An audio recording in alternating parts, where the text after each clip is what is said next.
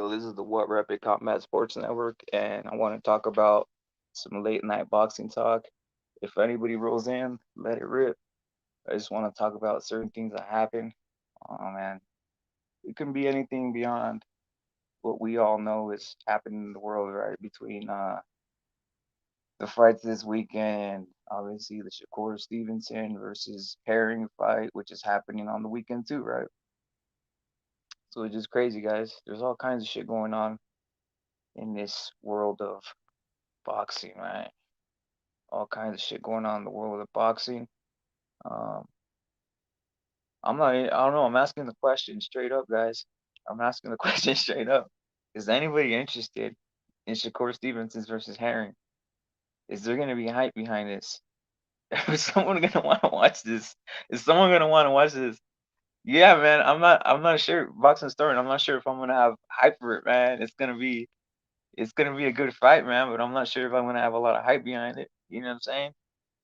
Um, it's one of those things where I just check to see the fight schedule, right? I check to see the fight schedule. I check to see if what's going on this weekend for boxing because I'm already basically over the hype that all these videos. I'm seeing a lot of videos on or lot of streams on the Teal female thing going on. I'm seeing a lot of streams on all this other shit that's going on in the weekend, right? And I'm just not interested. I'm just not interested in what's going on. I just want to look forward. But seriously, I'm really asking the question if it's something that people are gonna look forward to or what, man. You know what I'm saying? Is it something that people care about? Is it something that we're gonna have a huge discussion about the world, right? Obviously, from the looks of what I'm saying right now, right? The stream, we got boxing historian in the house. We might go What deep in was the other. good? Salute to boxing historian, friend in Seattle. I'm over here down in California, boxing historian, down by the border. Uh, Down by the border. Huh? yeah, man. So I seen a lot What's of. up? I've been here. Yeah, man. I've been in Portland. I've been in Seattle. I've been all around those areas, man. How about yourself? Shit. I've been down to California. Been to Portland. Also been down in which part that was I down? I was down by the right by the border, man. What Right. was Yeah. what was it called, Bro? Do you remember what the city was called or the area? No, I can't remember the exact area, but can't remember the exact area, but it was definitely right by the border. Like you could see the pathway and shit. Was it in the Arizona, close to the Arizona side of California, or close to the San Diego side? San Diego side. Yeah, yeah, that's probably where you're probably nearing San Diego County, right? Around that area where you could see the border fence and shit across Yeah.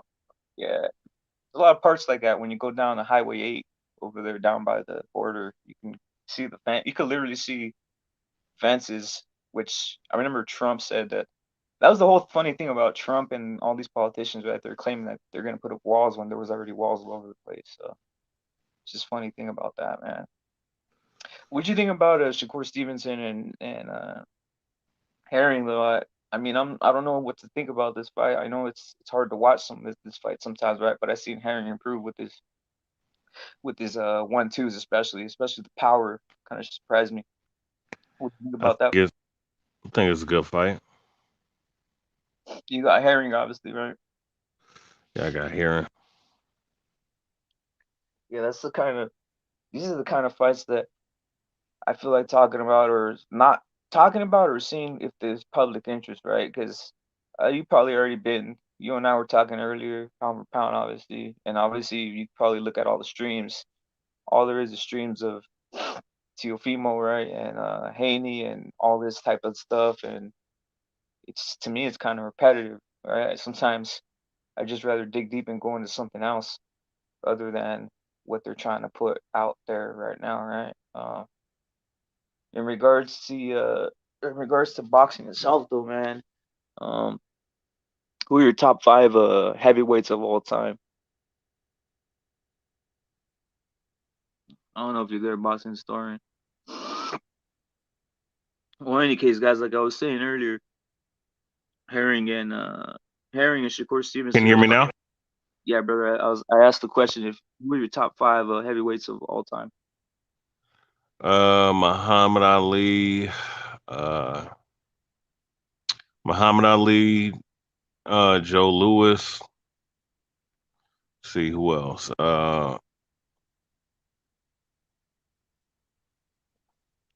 Lennox Lewis. That's surprising. That's a good one though. Number three, that's pretty. See who else was great. I would have to go with number four, Larry Holmes. Nah. Larry Holmes, possibly. Larry Holmes Um, is best jab I see. yeah. So that's four, right? And then five.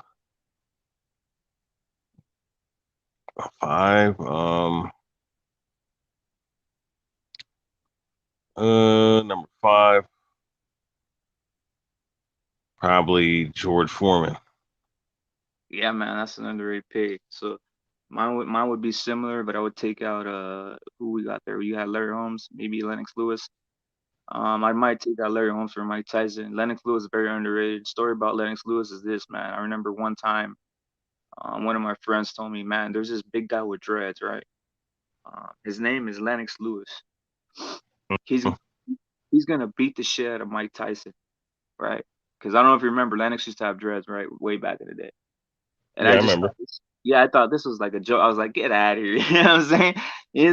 He ended up doing everything the guy told me, bro. And I was like, this is crazy. Like, I literally thought I knew everything about boxing. I was a kid, obviously, but I literally thought I knew like a lot of things about boxing. And when that shit happens, it just changed my whole outlook on boxing. And then seeing Lennox Lewis get knocked out by Rockman again made me change my whole outlook on boxing. I wasn't sure about anything by then, especially when a Oh, lot of like, started taking multiple losses, man. yeah, that shit happens, bro. Yeah, man. The little guys though, it's because most of the time you used to seeing little guys rack up these huge records, right? Undefeated records or some shit like Julio Cesar Chavez shit or some even like Sweet Pea or any of these guys, right? Even Paez or all these guys were racking up these huge records before losing. So Right. when I saw heavyweight starting to get clipped, I didn't know what to think, man. Like even Tommy Morrison, right? He got clipped like two, three times and shit. But at first Yeah. he was, yeah, man. So the heavyweight division, you just got to take it into account. Like if someone has an O, like what Tyson Fury's doing, it's actually pretty crazy. Yeah. Yep. It is crazy, bro. Yeah, man. Like the other only other heavyweight that's ever gone down with an O is obviously the Rocky Marciano, right? He's the only one that's gone down with an O. Yep. But Yeah, he's the only undefeated heavyweight champion. yep, yep. Other than that, you really can't name anybody, or even in the modern era, you can't even name heavyweights that went with an O for a prolonged. Well, did the Klitschko's go? The Klitschko, both Klitschko's, did one of them, both of them took a loss, right? I mean, obviously, we saw Tyson Fury beat up on a Klitschko and Anthony Joshua, but how about the other one? Did he ever take a loss? Vitaly, I think. Vitaly Klitschko, yeah, he took a loss. Who beat him? Was it Rockman or one of these guys, or a small guy, right? Somebody actually did him dirty, right? One of these guys, one of these smaller heavyweights. I think it might have been Chris Bird. I think it might have been Chris Bird knocking out one of these Klitschko's. If I don't remember, man, I can't. I'm gonna have to look it up. But in any case, it's like I'm saying, it is hard to find modern day or even any type of heavyweight to go undefeated, right? Um, Yeah. Yeah, it's impossible, bro. it is. There it is, bro. I think it is impossible. I see. You tell me what you think about this. I made a video saying that I think Tyson Fury, if he handles himself, he might be able to go long. He might be able to go pretty long distance undefeated because of the tactics he's using and the opposition, right? But Yeah. they're gonna end up someone's gonna end up beating Fury because I don't think he's one of these guys who's never gonna quit boxing. He's just gonna quit when someone beats his ass, kind of like a Bernard, Bernard Hopkins, how he just kept on going with it until someone got his ass. Yeah. Um, I think that's what's gonna happen with Tyson Fury. Yeah, I think so too, man. It's not gonna. Yeah, man. I think that's a good assessment. Yeah. What you up to, man? Are you up to training again or no, man? Because I remember you said some shit that you were gonna get into training Yeah, again. yeah. Well, I think probably Monday, probably tomorrow, after I get off my new job, um, either tomorrow or Tuesday. But Salute to Poodle, man. What you planning on training? Just boxing again, or you trying to go MMA route, or what you trying to do, man? Salute to Poodle, man. Salute to Poodle. I think you cut off boxing store, and I think you cut off a little bit, man. Hey, Poodle, are you excited for the you excited for the Shakur Stevenson herring fight? I don't know if I'm too excited about it, but I think I would take herring. But it's not yeah, like I'm I'm doing. Yeah, to answer your question, I'm gonna do both. Actually, I'm just gonna ease my way into boxing, and you know, Mhm. I'm hoping to get a fight in March. That'd probably be ideal. What type of what organization or what type of thing are you going with? Oh, I'm going probably boxing first, then MMA down the line. You know, so I'm gonna do both. I'm gonna compete in both. You know, Yeah, which one do you think is more suitable for your style, man, or for the style you got going? well, I can go far in boxing. MMA is always gonna be there, and I think I can go far there too. I just got to be with the right gym, right trainer, and put in the right work. I think I'm gonna tell you something, man. If you got hands for boxing, if your hands are real great for boxing, I mean, if you rank yourself with real great hands, right? Um, I think you Hmm. should go MMA route, man, because I don't see guys at your size, especially the heavier weights. I don't see those guys with great hands, man. And obviously, I don't know if you've seen the Beast Lewis. His main thing is the hands. He literally doesn't even train ground game, man. Oh, Uh, he's trash, man. right, right, Yeah, and he's trash. His training regimen is trash, man. yeah. But you see what I'm saying, right? Like the hands, if you have decent hand, not decent, I'll say just if you have power in the hand and you know how to land and you can be accurate, Hmm. um, in the UFC or any type of organization, you're gonna be dangerous, man. You're gonna be more dangerous than in boxing, especially if you have a background in in if you've done some MMA, right? Like if you have a sprawl, I mean, to me, I've always thought if you have hands, I just fucking make you sprawl. Like I just make you do sprawling drills all day and basically be in the guard to get back up, right? That's what I would do with somebody to teach them. If someone had decent hand, if they had like a, if they had the heart though, because you have to have the heart to fight MMA too. You can't just have. I mean, there's boxers who have hands, but they get scared, they get shook when they hit the ground, right? Or they never want to experience that at all, of getting held down, man. Uh, But I would say boxing starting if you think your hands are superior, I would go with MMA route, even though boxing sounds pretty cool.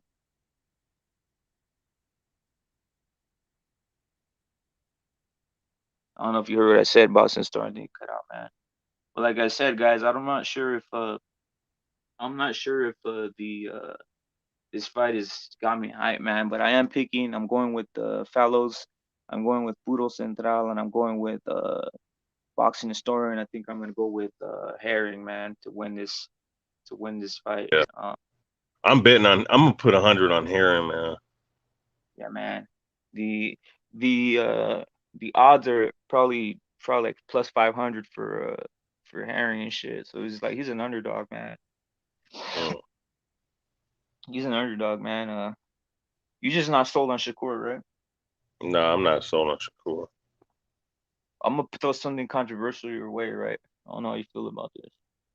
What do you think about what do you think about him like beating capturing a video like beating to certain types of women and other stuff like that? Who? Shakur Stevenson. Oh, that's fucked up. Ain't good. So what do you think? Do you think anybody should care about that or what? Like if that he facts that he beats women or any of that type of stuff, or you think that Uh, like I think selective that's bad. That's not good. But I've heard a lot of. I've seen. I've heard a lot of. I've heard worse. hmm But what it's not exactly good.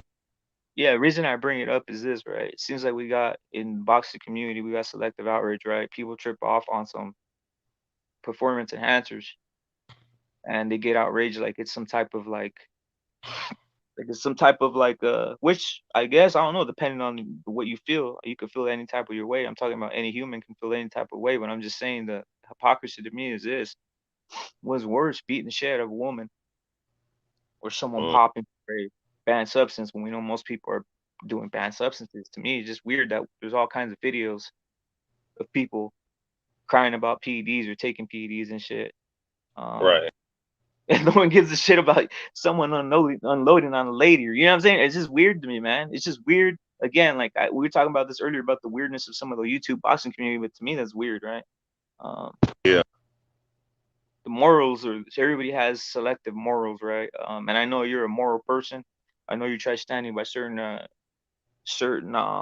things in life, right? Salute to Chicano Prophet. Salute to Chicano Prophet. He's out here. He's out here. I told him to get some. Hey, Chicano, did you try the supplementation again or no? Are you off it for a week? Salute to Chicano Prophet though, man. Um, knows his shit. Knows his shit. I saw a video of Chicano Prophet breaking down. I saw a video of him breaking down the zone and shit. It's pretty cool, man. It's pretty cool, Chicano Prophet. That was a great breakdown, bro. When the zone the zone app first came out. You're a true boxing fan, man. Yeah. Yeah, bro, for reals. Like Chicano Prophet bought the zone before Canelo signed. Remember you were talking earlier about the big ass signing, how they made like this. Well, how much was that shit for Canelo? They made a big ass signing, and they Three wanted to give. 350 million Yeah, man, over 6 fights and shit. That look, that's crazy. It's crazy, that's man. that's crazy money, man. Yeah, man. For reals. Hey, Chicano Prophet, are you interested in Herring versus Shakur? This is a serious question. I'm not like trying to troll anybody. I'm actually very serious about this. That's why I put it as a title. Are you interested? Is this Saturday, right? And I just didn't want to talk about the same shit everybody else is talking about. The Haney. I'm already sick of it. Like I already made a video of Haney and Teofimo. They're never gonna fight. You're welcome, brother. I already Yeah. made a video of Haney and Teofimo. They're never gonna fight, and it's all rigged. It's all like a stage shit. And where's Teo Senior? How come Teo Senior is not out there attacking? How come he's not out there attacking Bill Haney, right? If he's really like, I never seen Teo Senior. So what's the word? He's basically kept his cool. I'm used to seeing Teo Senior go off on Papa Lemachenko. I'm used to see him go off on everybody. I was like, this is staged. Once I saw him and Bill Haney standing side by side and no fireworks going off. Um, I don't know, man. Just after thinking about it, I didn't like it that much. Yeah, man. I like the fight. I will enjoy all boxing at the championship level. Yeah, man. I don't know if you heard what I said, Chicano Prophet, about the hypocrisy of people bringing up the PEDs, but no one brings up Shakur Stevenson beating the shit out of that one girl, which is very popular video out there. If you guys can go watch it on YouTube, if you guys want. It's just weird to me. It's dumbfounding. It's dumbfounding that we have selective outrage on YouTube or YouTube boxing and shit. It's just weird, man.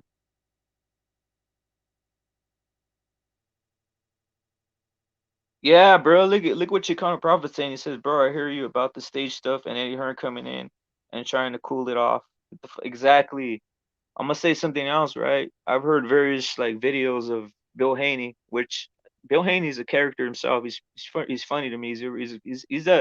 He's a funny guy, right? He's him and I actually think him and Teofimo Senior are funny guys and great for the sport, right?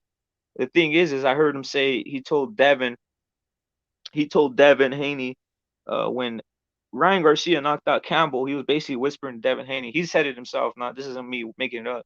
He said himself that he was telling Devin to slap the shit out of Ryan Garcia when he approached him, right? So I was thinking, how come he doesn't tell Devin to slap the shit out of Teofimo, and how come they don't slap the shit? How come Bill doesn't slap the shit out of Teofimo Senior? Now, if they did that, I'd be talking about it today, and I wouldn't be saying that some of this shit is staged, right? Like I yearn for the days of Larry Holmes doing the double jump kick, the double jump kick off the limousine. I don't know if you remember that boxing story when Larry Holmes did the double jump kick off the limousine and shit. You know what I'm saying? That's real. That's real. That's not some fake. some fake stage stuff. That's some real stuff, guys.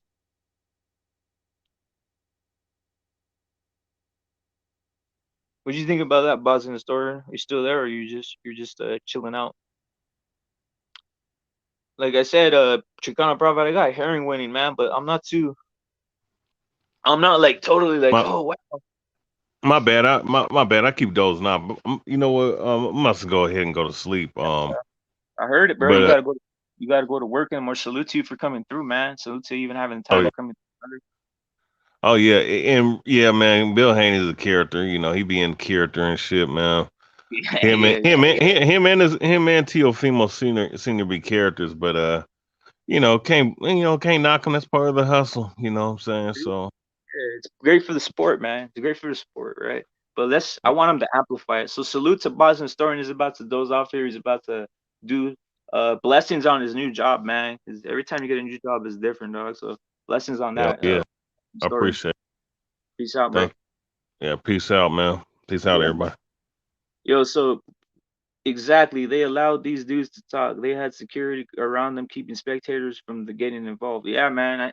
That's the thing, man. I just wanted I wanted some Canelo slapping, man. Like I fell into it though. I fell into it yesterday, and even in the morning, I was still convinced that this shit was real, man. I was like, it's like you know what, it might be it, but like I said, the thing that captivated me was this. Check this out. Tell me what you think about this, Chicana. You probably already seen it already up. Everybody in the chat, tell me this too, guys. Like you've already seen it thousands of times, but I might as well bring it up again, right? Look at this. You see that? Look it to the left as you see. Forget the two in the middle, right? Forget the two in the middle. Check to the left.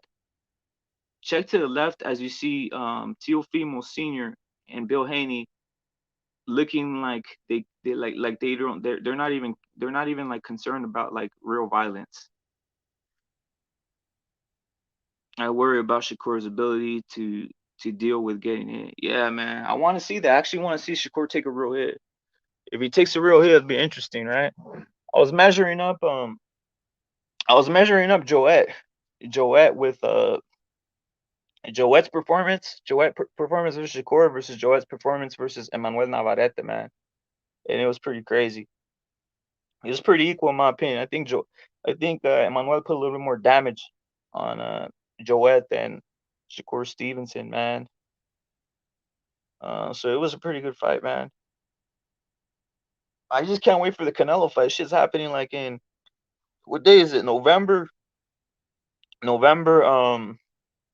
What day is it? Chicago? November 7th or something like that. Shit's already like it's crazy. It's already October 17th. This shit's already here, man. It's almost here. That's gonna be the fight.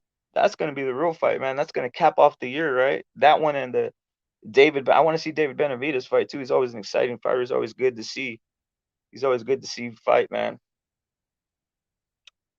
Looking forward to the fight. I'm looking forward to the Canelo fight the most, man. Seriously, like this is just like appetizers and shit. Even this fake, even this fake setup I got seen right. I'm showing you guys right here with the Teofimo Senior right here, looking at his friend Bill Haney. I'll just drop another dime of knowledge on you guys. Would these two guys be standing? I'm talking about not looking. I know the one that's not fake right here is Teofimo, right? But I'm telling you something. Would these two fathers be standing side by side by with Henry Garcia? I don't think they would. That's the point. This is what I'm saying. I think Teofimo Senior and Bill Haney are friends. I think they're friends and they set this whole thing up like a game or whatever, and they're not even gonna fight. I think Teofimo's going to 140 and Devin is gonna do his thing at 135 or whatever, right? They're never gonna fight, man. This is the shit that kind of had me thinking about 2 3 hours ago, right? I thought about it the whole day, right?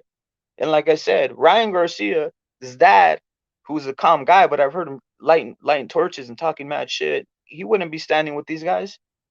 He'd be heated as hell. He'd be right here. He might even be throwing blows.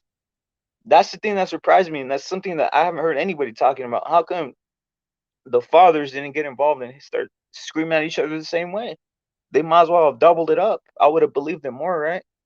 I would have believed it more. It would have been cool, or at least someone slapped somebody. Um, I guess after the Canelo slapping Plant, I think I upped my expectations for confrontations. I guess I actually want to see some violence now. I want to see something happen. Um, I don't want to see some friendly shit going on or some shit that's staged or all of a sudden we got interviews ready. We got interviews and cameras ready to go right at the end, right? We got fight hype interview, we got fight hype videos, we got match room videos, all this type of shit. Yeah, that's the point I'm saying, man. Like at some point, I'm like, this is a joke, man. I like I said, I would favor Teofimo fighting in that fight, but the thing is, I just don't like it. To me, it's clout. It's clout, man. Everything that a lot of boxers were making fun of Ryan Garcia for supposedly having too much clout and all this shit and trying to be an internet star. This is what's happening now, but no one gives no one else clout. No one gives anybody any beef for that, right? I mean, what would Gervonta Davis say if he had 9 million followers and shit? You know what I'm saying? What would uh what would Tank Davis say if he had 9 million followers? What would all these guys say if they had a lot of followers? The first thing they'd say is, "I got followers. I'm more popular than you. I'm the A side and fight me, right?" Uh, I'm not even the biggest Ryan Garcia apologist. I'm just saying, it seems like everybody's saying now that the power is in the social media because of the Jake Paul shit, right? But no one keeps the same energy with Ryan, right? With Ryan, they say stop being an internet star. What internet star? This isn't it. This is modern boxing, I guess, right? I think I heard something say that Haney said that he has more followers than Teofimo, right? So I guess that's the power. The power is get as many followers as you can, and you are the A side, right? So it's just weird to me, man. It's weird how this shit's cracking off, man. It's weird how we changed the world, right? So when Ryan was doing well and he was doing his thing and getting followers and all this type of shit, it was bad. It's bad, and you're nothing but an internet boxer and all this shit, man. But now everybody's trying to get clout and everybody's trying to get followers, and it's not. Yeah, bro, jump on, jump on. I really want you on, Chicon. Probably could go in on Canelo and all this other shit, man. Jump on if you want, man. Because also I'm just gonna be ranting on here by myself probably. So yeah, man, jump on, man. I still got some other shit to talk about too, man. There's the there's a link in case, Chicano. I'll throw you on, bro. Like I was saying though, this is the fight that's exciting me too, man. I want to see Canelo right here breaking faces and shit. I think Canelo's gonna stop Caleb Plant rather easily, in my opinion. He's gonna stop him rather easily, just like as this guy's right here, as Billy Joe Saunders is getting stopped, right? Um, is what it is. Is what it is, guys. Um, we can't say that Canelo hasn't fought harder opposition than Caleb Plant, right? I mean, shit. I could name off the top of my head Lara, Trout, um, Cotto. I mean, shit. What do you want me to do? Obviously, Mayweather. Um, shit. Chavez Jr. in his prime, right? I think Chavez Jr. might beat fucking Caleb Plant's ass in his prime when he was actually training. Like Chavez Jr. was kind of hard back in the day. People don't realize it. You know what I'm saying? When he knocked out Maravilla, when he took down Maravilla Martinez, no one talks about that, right? We just talk about Chavez looking like shit versus Anderson Silva, right? But he had spots. No one wanted to face him. There was guys who didn't want to face Chavez. Hell, hell, it's crazy that every fight that Canelo does is almost like it's almost a challenge beyond belief, right? Callum Smith ain't no joke, man. Callum Smith is for reals. You know what I'm saying? Suits is Chicago Prophet being in the building. What's You said happening? what's happening, man? I seen you late night up. I guess you're up late night too, right? Yeah, dude, I'm a bit stoned, just so you know. So I hope I don't fumble over my words, man. But you know what? I wanted to Mm. hop on, bro. You know what? You got some good perspectives. I think I see eye to eye with you on a lot of things. Yeah, man. Facts. Um, Like, where'd you like, sorry, go go? ahead. You going, brother? You No, going, I was brother? just gonna say, like, for instance, like, dude, I agree, bro. Like, after Billy Joe, as far as like undisputed goes, like for Canelo, like it's all downhill from here, bro. You know, Facts. Yeah, there's nothing. There's nothing else. Like, what's he gonna fight, man? Everything's gonna be a something that they don't have. Everything. Basically, he's just gonna be walking around as like You ever? I don't know if you remember this like this anime called Afro Samurai. I don't know if you remember that one. I'm not familiar with it, but I know of it. All right, so in Afro Samurai, basically it is this guy. He's just trying to kill his way, and he's stealing headbands to go to number one, right? To kill number one, right? So basically, by the time the guy goes and he kills like so many people, he's like destructive and killing all these people just to get the guy that's number one. The guy that's number one has had the headband, and he's like, you don't know how tough it is. I've had this headband, and look at all these bodies. Trust me, it's harder to keep number one than for you to kill your way up to number one. All right. He ends up killing the guy number one, and he finds out how hard it is to stay number one, right? Point is, that's the thing with Canelo, right? He once he gets the championship bout, he's literally gonna have to stave off just a bunch of guys that he might not even have motivation to do it, right? So what's his motivation? Like that's another thing, right? Like what's his motivation to fight David Benavidez when he has fucking undisputed belts, man? You Well, know I what mean I'm saying? that's a good point, man. My thing is like, his discipline's very impressive. Like the guy's Mhm. worth like $250 million, dude. You know Yep. what I'm saying? And he has the discipline to continue to dominate. But like it's like you said, he's already kind of fought the best in a way. Like historically, if you look at Canelo's career, he always fought the very top, and he just never quite fully worked his way all the way down. But he was legitimately ranked number one at 154 or 155. Like after he lost to Floyd and Floyd went down, he was the main guy. Yeah, he fought Laura at 55 and at some 55. And so people think, oh, that's, they don't want to give him that credit. But he fought the absolute top fighters. He came in at middleweight, fought the lineal champion. Cotto beat Martinez. And that's a lineage that goes all the way up to Bernard Hopkins, bro. You could trace that one. And then he beat Triple G, the next dude in line. And then he beat Jacobs. You know what I mean? So he's Yeah, man. definitely the dude at middleweight. And he's fucking going undisputed at 168. Like, if you just look at his resume, it's actually, his accomplishments are actually very impressive.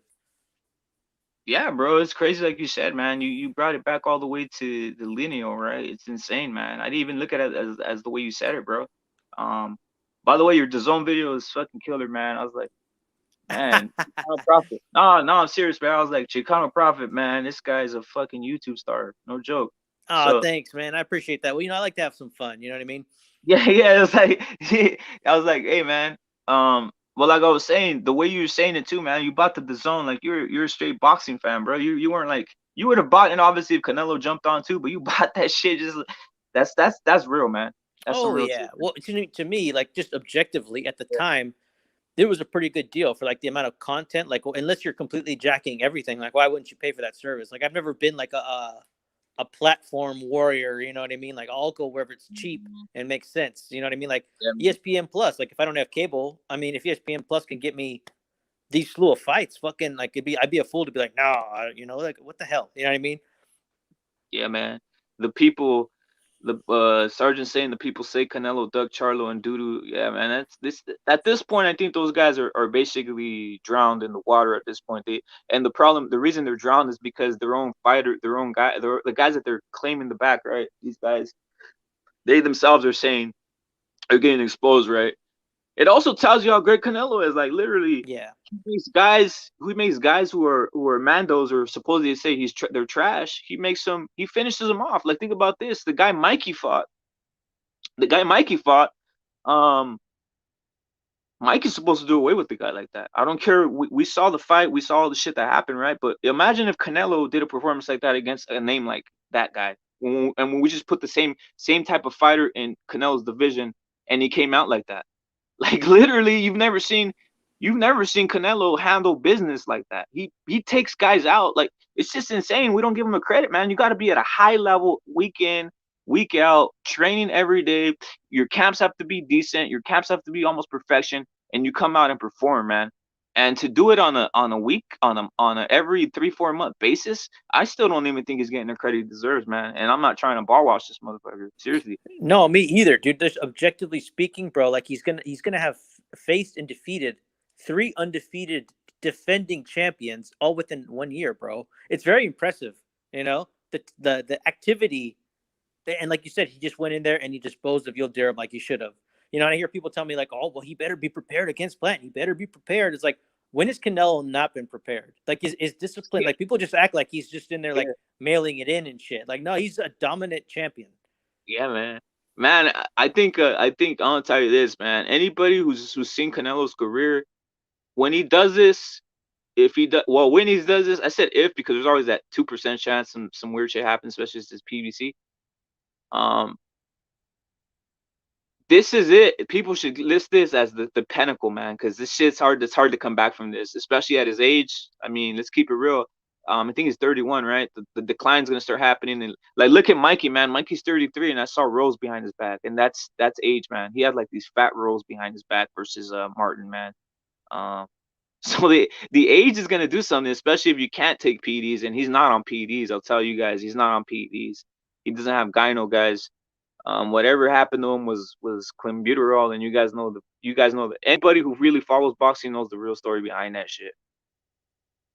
Yeah, man, I agree, dude. I think that he's probably got like another at least 2 to 3 years of like being like really just being able to just like generally beat anybody, in my opinion.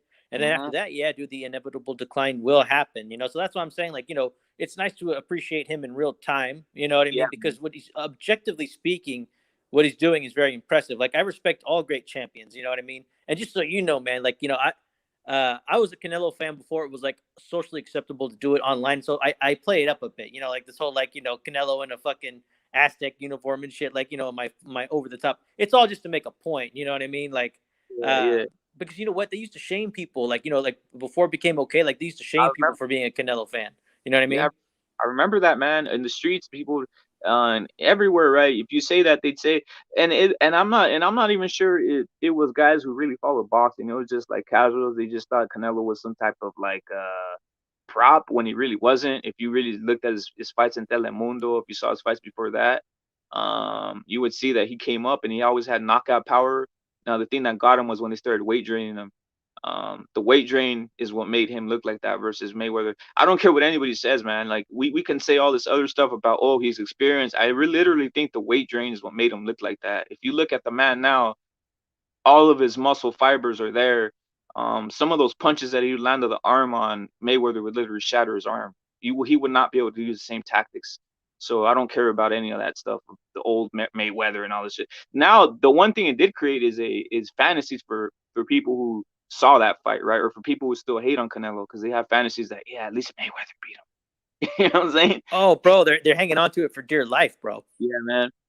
Dude, it was almost 10 years ago, dude. It's been a while do these already. guys talk about other shit that happened fucking 9 years ago, 8, 9 years ago? No, you know what I'm saying. But this one, Yeah, they pull it out of the hat whenever they're bitter. You know what I mean? And it's like, I mean, I guess you could keep talking about it. I mean, yeah, you know, Floyd did beat him, but you're right. You know, people go, oh, well, Floyd would have beat him anyway. Well, if he would have beat him anyway, then why didn't he do it at the weight class? You know what I'm saying? Like at full weight. You know, he did. It was if there's an asterisk for other things that you guys want to give Canelo, then we should put the asterisk on the fact that yes, you know, he took a weight cut.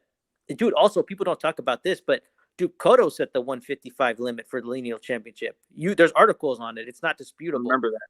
I You know what I remember that. mean? So Yeah. Canelo kind of came into taking, you know, and giving to taking catch weights because that was the era. Pacquiao was doing it, Cotto was doing it, Mayweather was doing it, and he was the next big thing. You know what I mean? But he kind of got away from it. You know, people are still angry about it. It's like, well, he didn't put a 155 catch weight to make Lara or Angulo suffer. It was so that he could make the weight more comfortably himself. Nobody was at a disadvantage for it. You know what I mean? That's true. I gotta answer this question. I think we'll have fun with this one. It says, "What do you think of Jose Ramirez saying he wants to hunt?" This is Surgeon though the general saying this. What do you think of Jose Ramirez saying he wants to hunt Josh Taylor at 147 after a fight in February? This is hilarious, man. I got a lot of things to say, and I don't know if you heard my stance on this, but you go in first. Well, I think that I think it's possible Josh Taylor could get knocked off before anything like that happens. Like, I respect Josh Taylor. I did think that he would give Ramirez a lot of problems. Like, I picked Ramirez, but I don't know, man. I think I was kind of just a little biased, maybe. Like, I did know it was going to be close. You know what I'm saying? And he's got grip, but I could see him getting knocked off before that happens. Also, I don't think Ramirez would be the type to make any real noise warranting that for 147. Like, I think he's kind of peaked as far as like how dominant he can be within a division. You know what I'm saying? So Uh, I think that Taylor could easily lose to Teofimo or like a Crawford.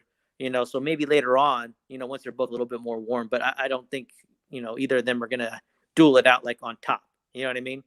uh, well, I'm gonna give you my take on Jose Ramirez. I don't know if you heard it, but I was very disappointed with the fight. I just thought he looked soft. soft in regards to crying to the ref. Also, I thought Robert Garcia didn't help things at all.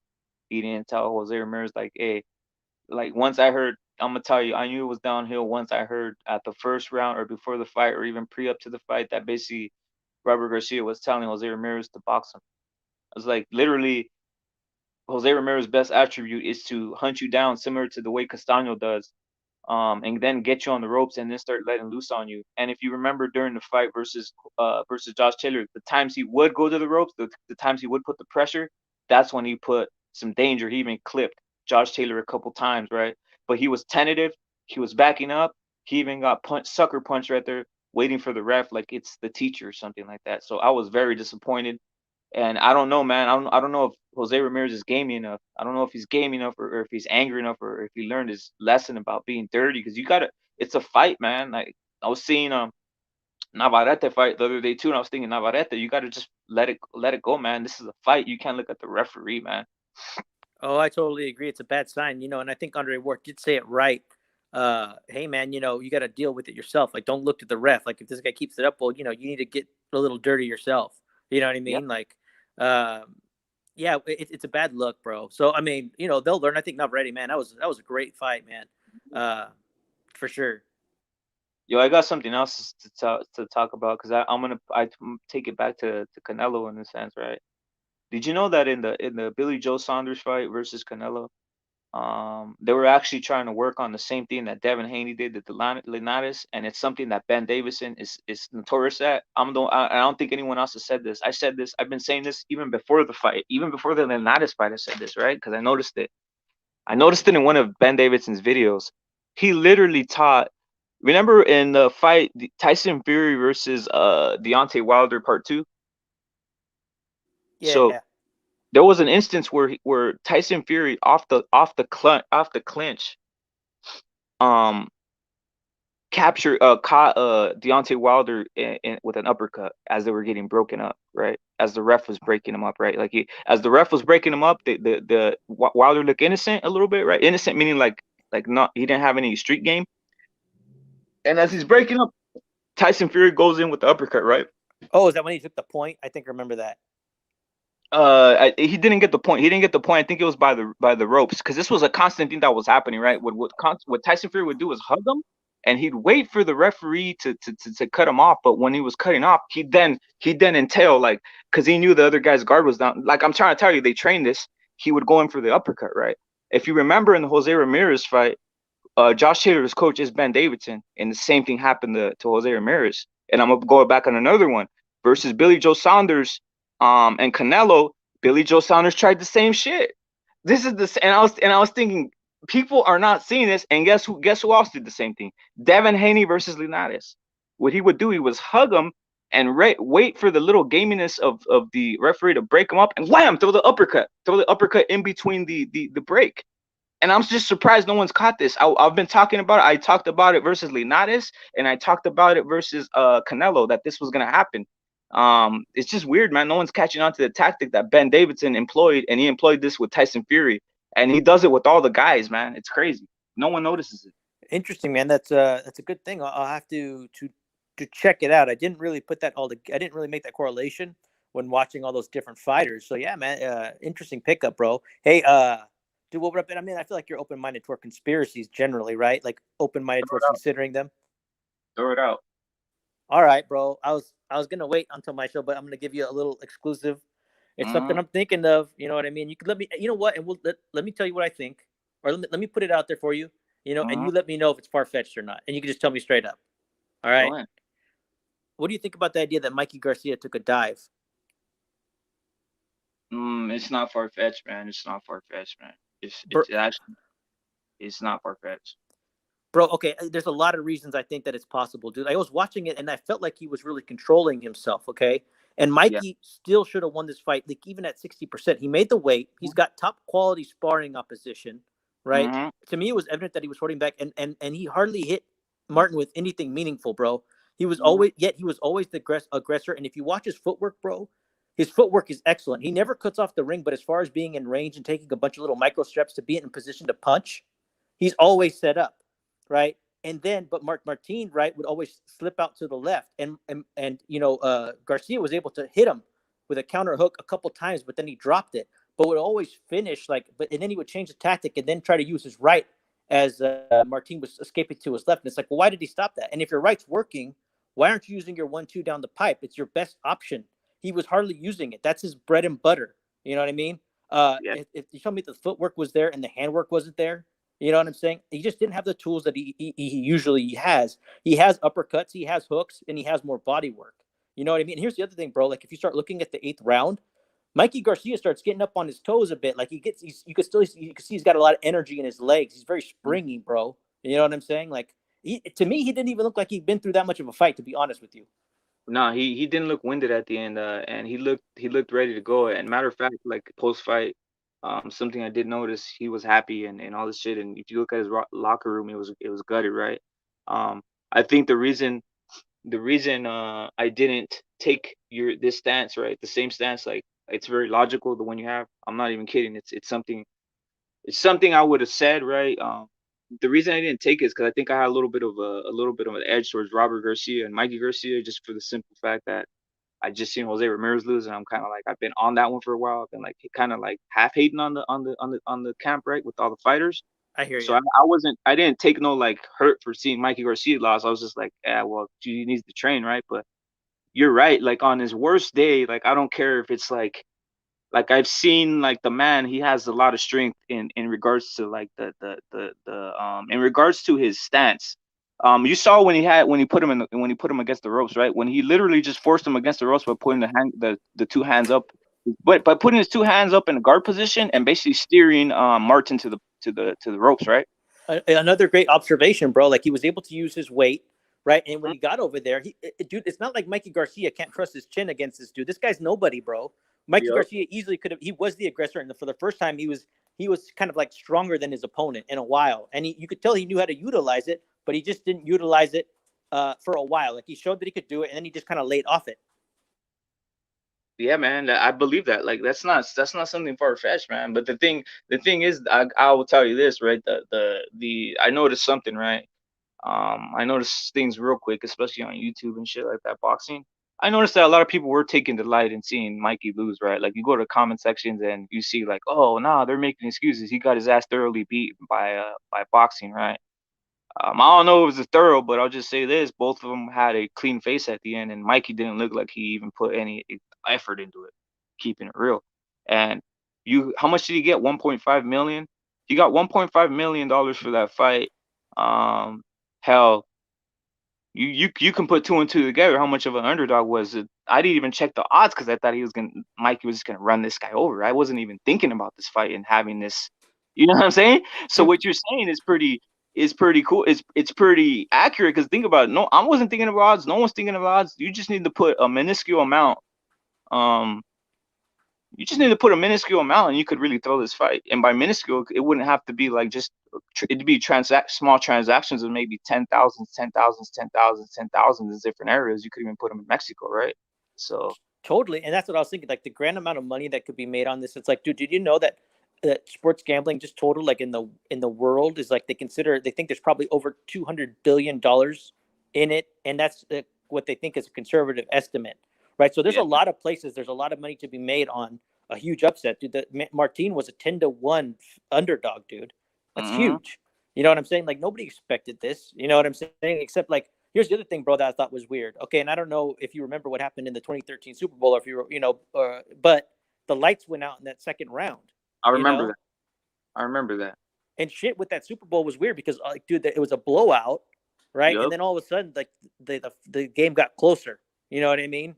And the way it ended, like the score was a one hell of a lot closer. And people were like, "Oh, it's the fucking, bookies or the house makers need to Yeah. fucking get this spread closer." You know what I mean? Because the spread was going to get covered.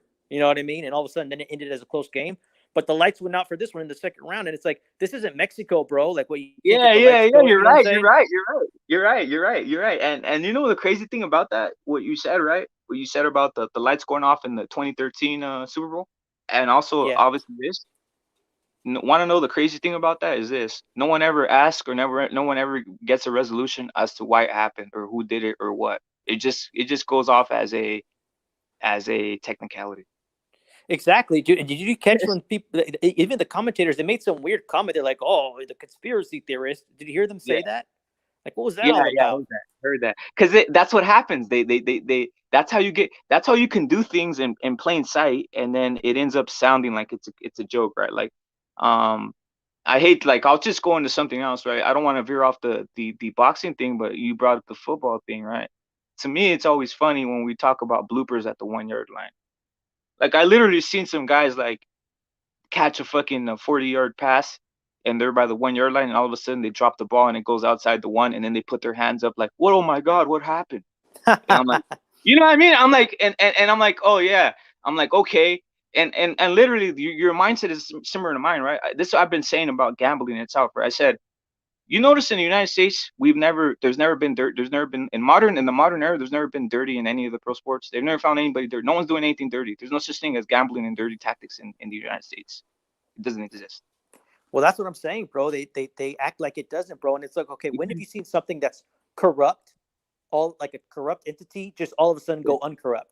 Boxing by nature has been a corrupt sport, bro. It's not like if people just get away from it, like, oh no, it just somehow became a clean sport. Yeah, No, man. dude, it doesn't work Well, like that, bro. And here's the other well, thing, bro. Here's the other go thing. ahead. Okay, so the guy lost to Yigits, okay, his opponent, Yep. Martin. And Yigits said, oh, well, don't, he tried to be nice. And he's like, hey, man, I only beat him because we were in Sweden from my hometown. Anywhere else, he might have gotten the decision. And it's like, okay, that's very nice of you to say about Sandor Martin, but that's my exact same point. Like, they could have easily had just given this fight to Mikey Garcia, bro. It's not like they, why would they give it to the other guy? Mikey Garcia, in comparison, is a big cash cow. This was a California event, bro. They easily could have given it to Mikey Garcia, and maybe some people would be like, "Oh, he got robbed," but some people also wouldn't care. The fight wasn't like that wide, like, Yeah, I think. it wasn't. So it's like, Yeah. that's strange to me. Like, they should have just given it to him. Like, don't we always talk about like the cash cow has cash cow advantage, bro? Well, like you said, you get just let everything out the bag, right? He said basically they gave it to me because this is my hometown. So what's the Right, difference between Yigit and Mikey Garcia? dude. Yeah, and Yigit is no Mikey Garcia, and I don't even like Mikey Garcia, bro. You've seen my history. Like, I would not be capping for this dude. I think Yeah. it's dude, they looked so calm afterwards, bro. Like, they had like a quick little 1 minute interview, like, oh, I don't know what happened, I wasn't prepared, or and then he said this, bro, like, oh, I should have it would have been better with 2 more rounds. I'm like, oh, like Yigit is able to dictate anything, bro. Yeah. Or not Yigit Martin. Like, of course we Yeah. know that Mikey Garcia is the A side. If he Yeah. wanted 12 rounds, he would have gotten them. Yeah, man. It's I don't know, man. It's that the innocence. Like, I've brought this up on YouTube boxing, and I get a lot of backlash. Like, one of my first introductions to YouTube boxing, the community and shit, I brought up the fact that everybody was shocked when Julio Cesar Chavez Jr. lost to Anderson Silva, and then they're shocked when he loses to Casares, the guy who Morale knocked out, and then they're shocked. Like, I was thinking, like, yeah, you guys are always shocked. Literally, the man's collecting, like, the man's leaving in the Lamborghini after every loss. Like, what do you think is happening, guys? And then the theatrics of Chavez Senior is what makes us laugh. When Chavez Senior saw when he saw Casares beat him, he overreacts like he's in shock, like, oh, what has happened? My son, he's not training. Literally, they're throwing the fight, man. You know what I'm saying? Yeah. Literally they're throwing a fight, and then the way Chavez Senior. That's why I'm like, get out of here, guys. The fight is in Sinaloa. The whole fight versus Cáceres, I don't know if you know what I'm talking about, was in Sinaloa. The Yeah, I judges saw were it. all his. The judges were all his, and they called the fight for the guy Cáceres. And then Chavez stands up. Chavez Senior stands up and starts going, he never in Spanish. He starts saying, he never trained. Why, son? Like all like weird like that. I'm like, get out of here, dude. You just threw the fight, right? Very interesting theory, bro. That's I'll have to go back. That makes sense too. Well, see, that's why I thought about bringing this to you, man, because you seem open-minded to me. You know what I mean? And can think about things objectively. You know what I'm saying? I'm gonna hit you with one that you're gonna be you're 100% right here. You're gonna be 100% right. You're gonna be, wow, you're right about this, right? Do exhibitions get judged, and do they judge winners in exhibitions that we've known recently? It's as far as like celebrity ones, like it's weird, bro, because I think I've seen lines on like betting lines on like on certain celebrity type fights. You know what I'm saying? So it's weird. I I think you could have bet on the Holyfield one now that I'm remembering. So I'm sorry. What was your original question? So the question is this: are celebrity boxing matches, are they usually judged for winners and losers? From what I've seen, I think that it's 50-50. Like, I don't watch it too much, but I understand they weren't going to do that for the Floyd fight, right? There's going to be no declared winner by judging. But I think there have been cards before, like for the Tyson, what's it called? The Tyson, what's that? Roy Jones fight, you know? Yeah, they basically said there is no winner in the Tyson Roy Jones fight. So the reason I'm bringing it up is this, right? Anderson Silva versus Chavez Jr., which was an exhibition with Chavez Jr. and Macho Camacho's son in Mexico, was judged for winning. Was judged for winning. Wow. It was the sole fight that was judged. Like they did judges and everything. That's why there was backlash the next day, because they were saying, "Wow, he lost an official boxing match to Anderson Silva." Damn, bro. And I was like, "This is hilarious." He basically took a dive. He took a dive versus Anderson Silva because he was a massive favorite. But people were like shocked. And then I was thinking, all right, so all of a sudden, this is the first of any exhibition I've seen that they let judges judge to see if you won. Damn, dude. Do you think he might have gotten out of that Jacobs fight a little early for a spread or something like that? Or all that shit. He keeps on doing it over and over again. It's like I told you about the uppercut with Davidson's guys. He keeps on doing something over and over again, and then Chavez Senior goes on the theatrics on the side, and they go collect $500,000. They go collect $500,000 from the bookies in Caliente in Mexico, guys. It's just a joke to me, right? That's why I'm not like saying like what you said about Mikey. I'm not even surprised. Like I don't reason I didn't even think about that is because I was kind of hating on Mikey a little bit, right? So. No, I hear you, bro. What's up, LT? ¿Qué onda, raza? What's cracking, man? Yo, man, I just saw the title, what rep it, and fuck, what was the title again? Something about Shakur. I'm like, fuck yeah, bro, I'm down to talk shit about Shakur. Yeah, I saw that. I knew, man. You're not seeing this shit, right? You don't want to see this shit. Is that what you're saying? You know, you see this shit. Obviously, because the guys are beating ass and beating women and shit, right? Right, man, he's just fucking beating ass women like a fucking faggot, and then jumps in the fucking ring and becomes even a more faggot, bro. You know, not wanting to get touched. I don't like getting hit and shit like that. But then goes in the back and hits a woman and shit. You know, that's when he feels like a man, right? Because feels like a man. You know, he goes and hit a woman behind her back, and then throws a jab at another woman, and then hits a guy. You know what I mean? Yeah, man. And then gets in the ring, fights like a total fucking bitch, bro, like a fucking faggot. You know, I don't want to get touched. That's why I don't want to risk anything. You know, I just play it safe. What a fucking faggot. Yo. What was the title of the video again, bro? My bad. the video it says, "Who wants to watch Harry versus Shakur?" Right? Who wants to what? Is anybody really want to watch Shakur versus Harry? Oh. Basically saying is this a fight that people want to talk about? Because I noticed like literally the shit's on this weekend, right? And no one was really like talking about it. So I said, let me see, because LT gave me LT. I heard LT going on this.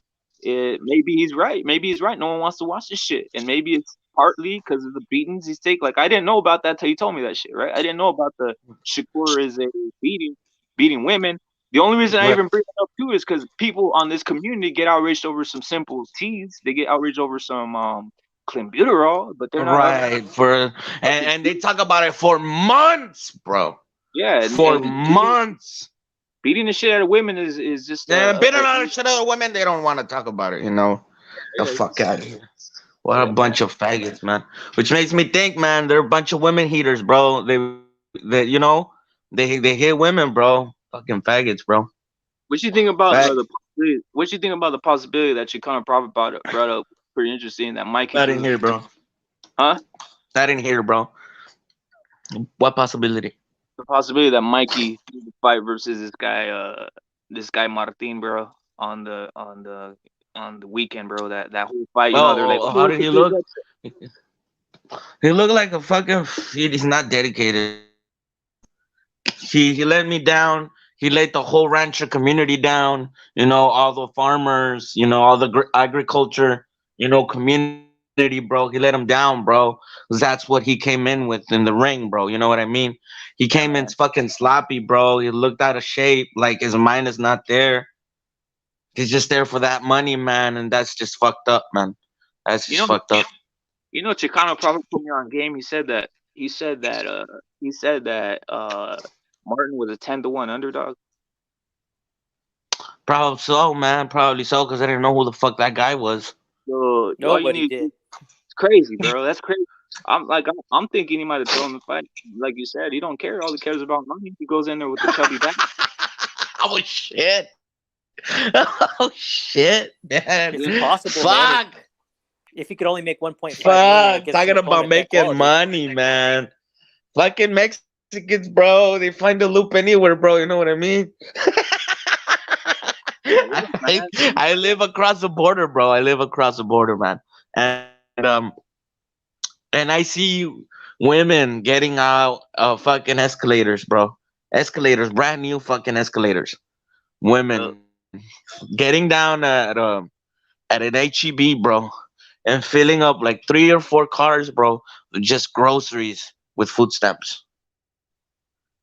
Yeah, bro. So they You get the know what I they mean? get the bruh, You they know, get the like Mexicans find a loop, bro. Oh man. so, so you're saying that they get the card over here, but then they go take it across the border, right? They get the card and they buy all the shit, then they have two residencies, right? In a sense, Like, it's a hustle. It's a nah, man, hustle. I they know what you mean. probably live here, bro. They probably live here. You know what I mean? But Yeah. it's like there's a lot of women that do that. There's a lot of women, that find that divorce their women here, divorce their men. They divorce women, divorce their men on purpose. They still live together, right? But they still get that extra government, help, for that food stamps and for that week and stuff like that. That's what a lot of women do here. They just find loopholes for government assistance while their man is still working, of course, because they're Mexicans, right? But just that extra just to get ahead. That's what happens a lot here, man. Yeah, So man.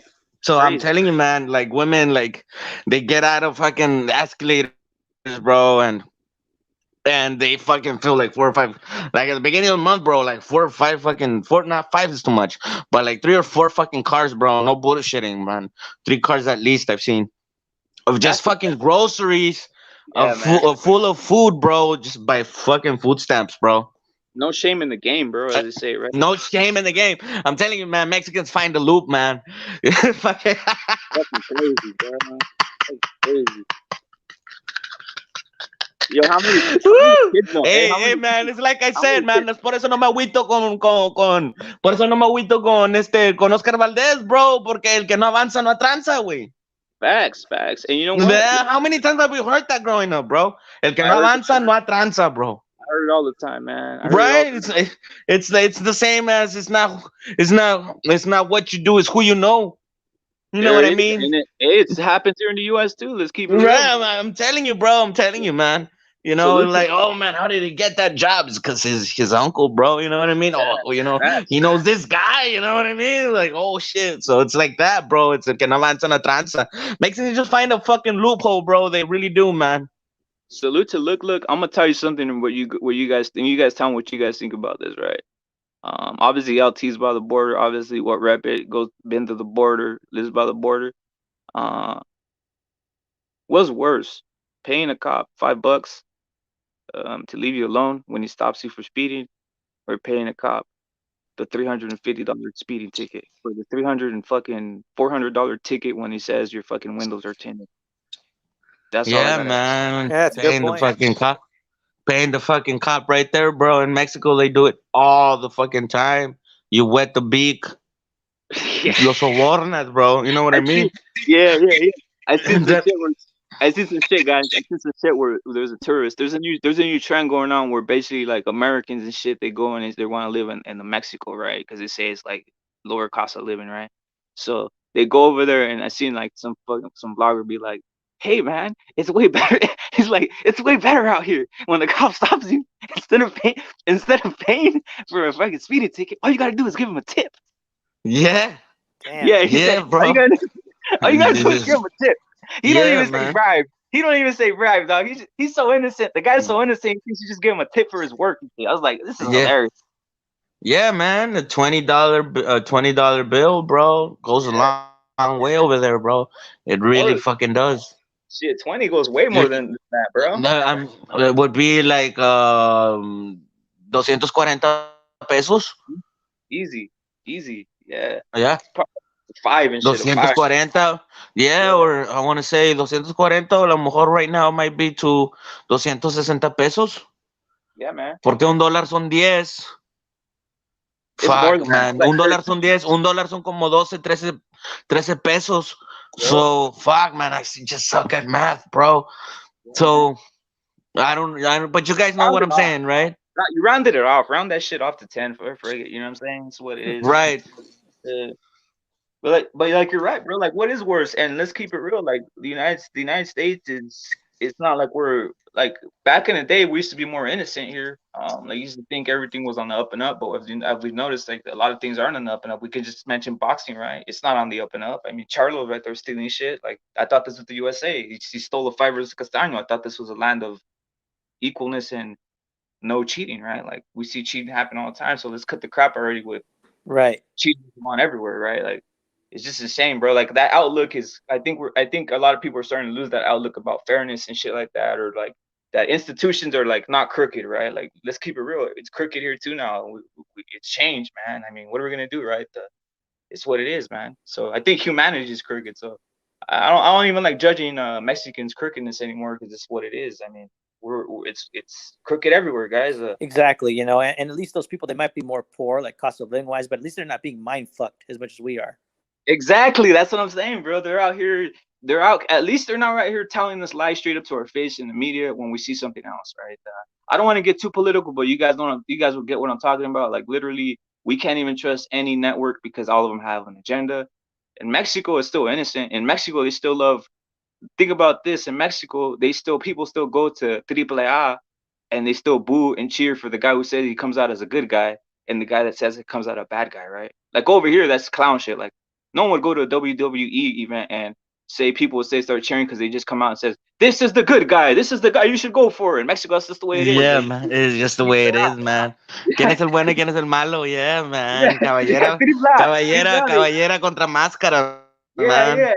They Yeah, literally tell you this is the good guy. Cheer for mascarín. him. Yeah. So it's still innocent, bro. But over here, we're lost in illusion. We're lost in all kinds of shit. The innocence is gone, bro. It's what it is. Like, we think everything. There's apathy. A lot of shit. Well, Yeah. definitely, and the apathy grows with each generation. Like, I think we pretty much just have to take it because there's not much resistance anymore. Like, there was real movement, like in the '60s and '70s here. Like, everybody's got something to lose, and we're way too comfortable to make a pedo about anything. Yeah, man. It's just like, what at this point. Like, I'll just say something else. I don't want to get banned off YouTube because I already got my video banned like 2-3 times. I think I told LT about this, but I literally tried posting a video of the kids in cages. All right, I posted this shit. They made me take Yeah. it down, banned it, or they fucking erased it. They didn't fucking even let it go up, right? I don't know how that algorithm was, but guess what? It's just been caged in cages for fucking, like, how many years already? Fucking 15 years, and no one gives a rat's ass. So it's like, whatever, guys. Well, Politics. that's yeah. Dude, it's a state of mind. Like, people don't talk about how many fucking people like Obama deported. You know what I'm saying? No one At talks the about it. Yeah, no one cares. No one cares. It's a game. It's a joke to people. I said it during Trump. I said it during all these guys. Like, it's all the same. But guess what? No one cares about the kids in cages, but they sure come to the border and they sure act outraged when they see some other shit. I don't want to get on the whole subject, but you guys know what it is. You guys are smart. You guys see it. No one really cares about the kids in cages. You know what I'm saying? No no, one dude. cares about the kids in cages, guys. Let's cut the crap. They're liars. Right. They're about all this cop shit. I hate by the way, guys. I've been anti police brutality myself too. But let's keep it real. What's more important right now, man? Guys, kids are in the cages, or like just some police brutality that's handled by municipality to municipality. Like, what the fuck, man? Shit's wild. Um, Again, though, this shit might get me fucking, like, banned off the internet again. Like, fucking, like I told you guys, I put up a video put kids in cages, and all of a sudden my shit went down. That's what it is. It's some more stuff like that's going to happen. Censorship is coming, Mhm. dude. Facts, man. And no one wants to hear this. No one wants to hear the secret, though, bro. No one wants to hear the dirtiness in society, bro. No one wants to hear this dirtiness of society that's going on, man. It's just wild, man. Um, but we can't do nothing. That's why we like. That's why we look. We seek to sports. That's why we seek to boxing. That's why we have what's that shit called? Our free time. We look to see stuff that is not fixed, right? We go to see contests that we deem fair, right? So boxing still has that thing where at least you can go to the ring and you can finish the fight like Fury finished the fight on Deontay Wilder where no questions will be asked, right? Right. Uh, that's why I think we gravitate to sports because society's kind of jacked up. What do you think about that, Chicano Prophet? I think that I think there's an element of truth to that because it's what we want to see. We want to see truth, and it's kind of like, well, the better man generally wins. You know what I mean? The better man wins. So I think it is. It's a great outlet for people. Like I'll tell you, like since all this bullshit's been going on, like just in general, like my attention is turned towards enjoying sports more. It's just Yep. a way to distract us in a way. But I think combat between two men, I mean, that's got historic appeal. You know what I'm saying? And boxing is a historic sport. You know what I'm saying? And Mhm. dude, I just like it, man. You know what I mean? But I also like other like sports like football. But you're right, bro. I could see that. I could see there being some type of correlation with that. Yeah, man, like football itself, right? Football. What's your top sports? Is it football, boxing? Mine's is boxing, MMA. I like watching football. I mean, right now I'm watching. Right now I watch some football because the Cowboys are doing well, but they're usually never doing well.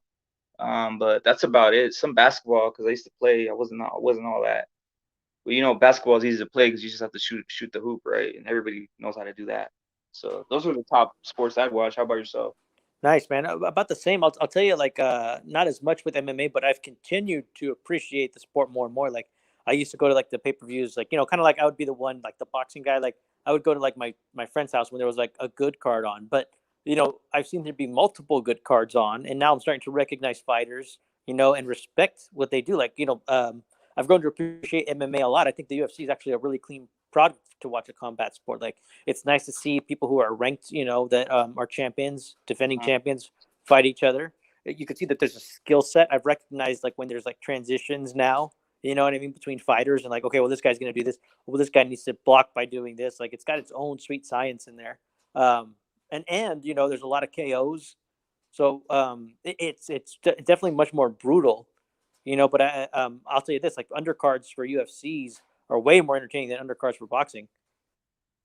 yeah, that's true, man. Because they have a monopoly in UFC where they can match up the best guys versus the best guys, right? So it's not like in boxing where we have to wait, or we have to see guys set up, or we have to even see guys who might not even need to belong to the sport be active, right? They tend to cut out even guys who don't have proper training. If you don't have proper training, you're probably not gonna make it in the UFC or one of the high events, man. Like Lick said earlier, Jesse Bam Rodriguez is a beast, and that's the truth, man. I am replacing Valdez with Bam, is what is what Lick said. He said Lick's replacing Valdez with Bam, man. So yeah, Bam's a beast. Gotta keep it real, man. Um, but like I was saying, bro, it's what it is. The reason MMA came on. I'm gonna tell you something else. You probably people don't realize. MMA came on due to the Mayweather era because people were sick of point fighting.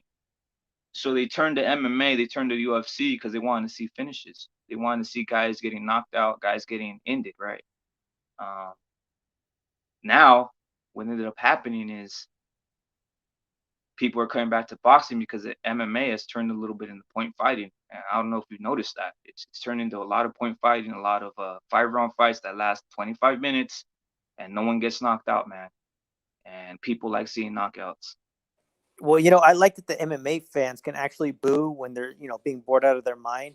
Here, it's like we Yeah. have to listen to fucking people go like, "Oh, I was enjoying the boxing. I was appreciating the footwork and the angles." It's like, Yeah. well, we're there to see a fight at the end of the day. For reals, for reals. We're not here to see when once they're saying this is a technical battle, they're lying to you. This isn't a technical battle. This is two guys who are tentative and they don't want to engage. That's my new take on all that shit when they start telling me it's a technical battle.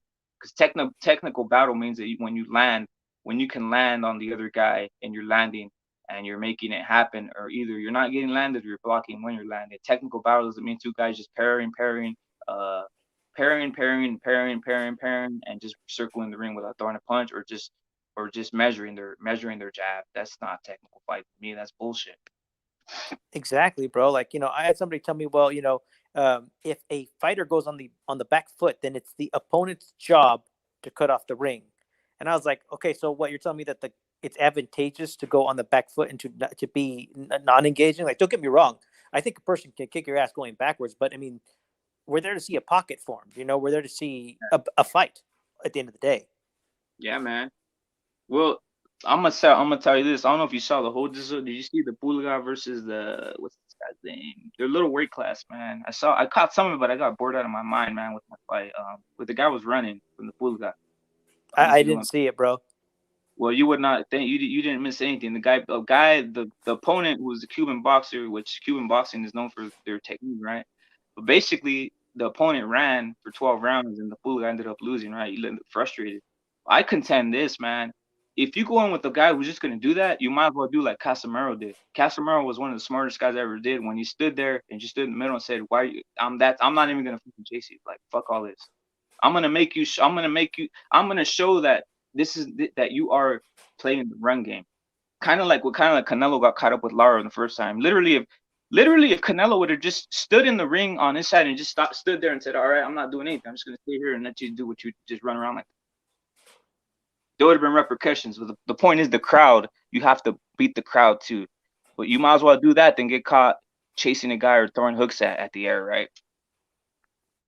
Well, totally, and it's like you're absolutely right. Like the way he kind of confronted Jacobs when Jacobs moved around, like kind of like move with him, but don't Yeah, necessarily like chase the guy because you need to try to make something up in your own mind. You know what I mean? But yeah.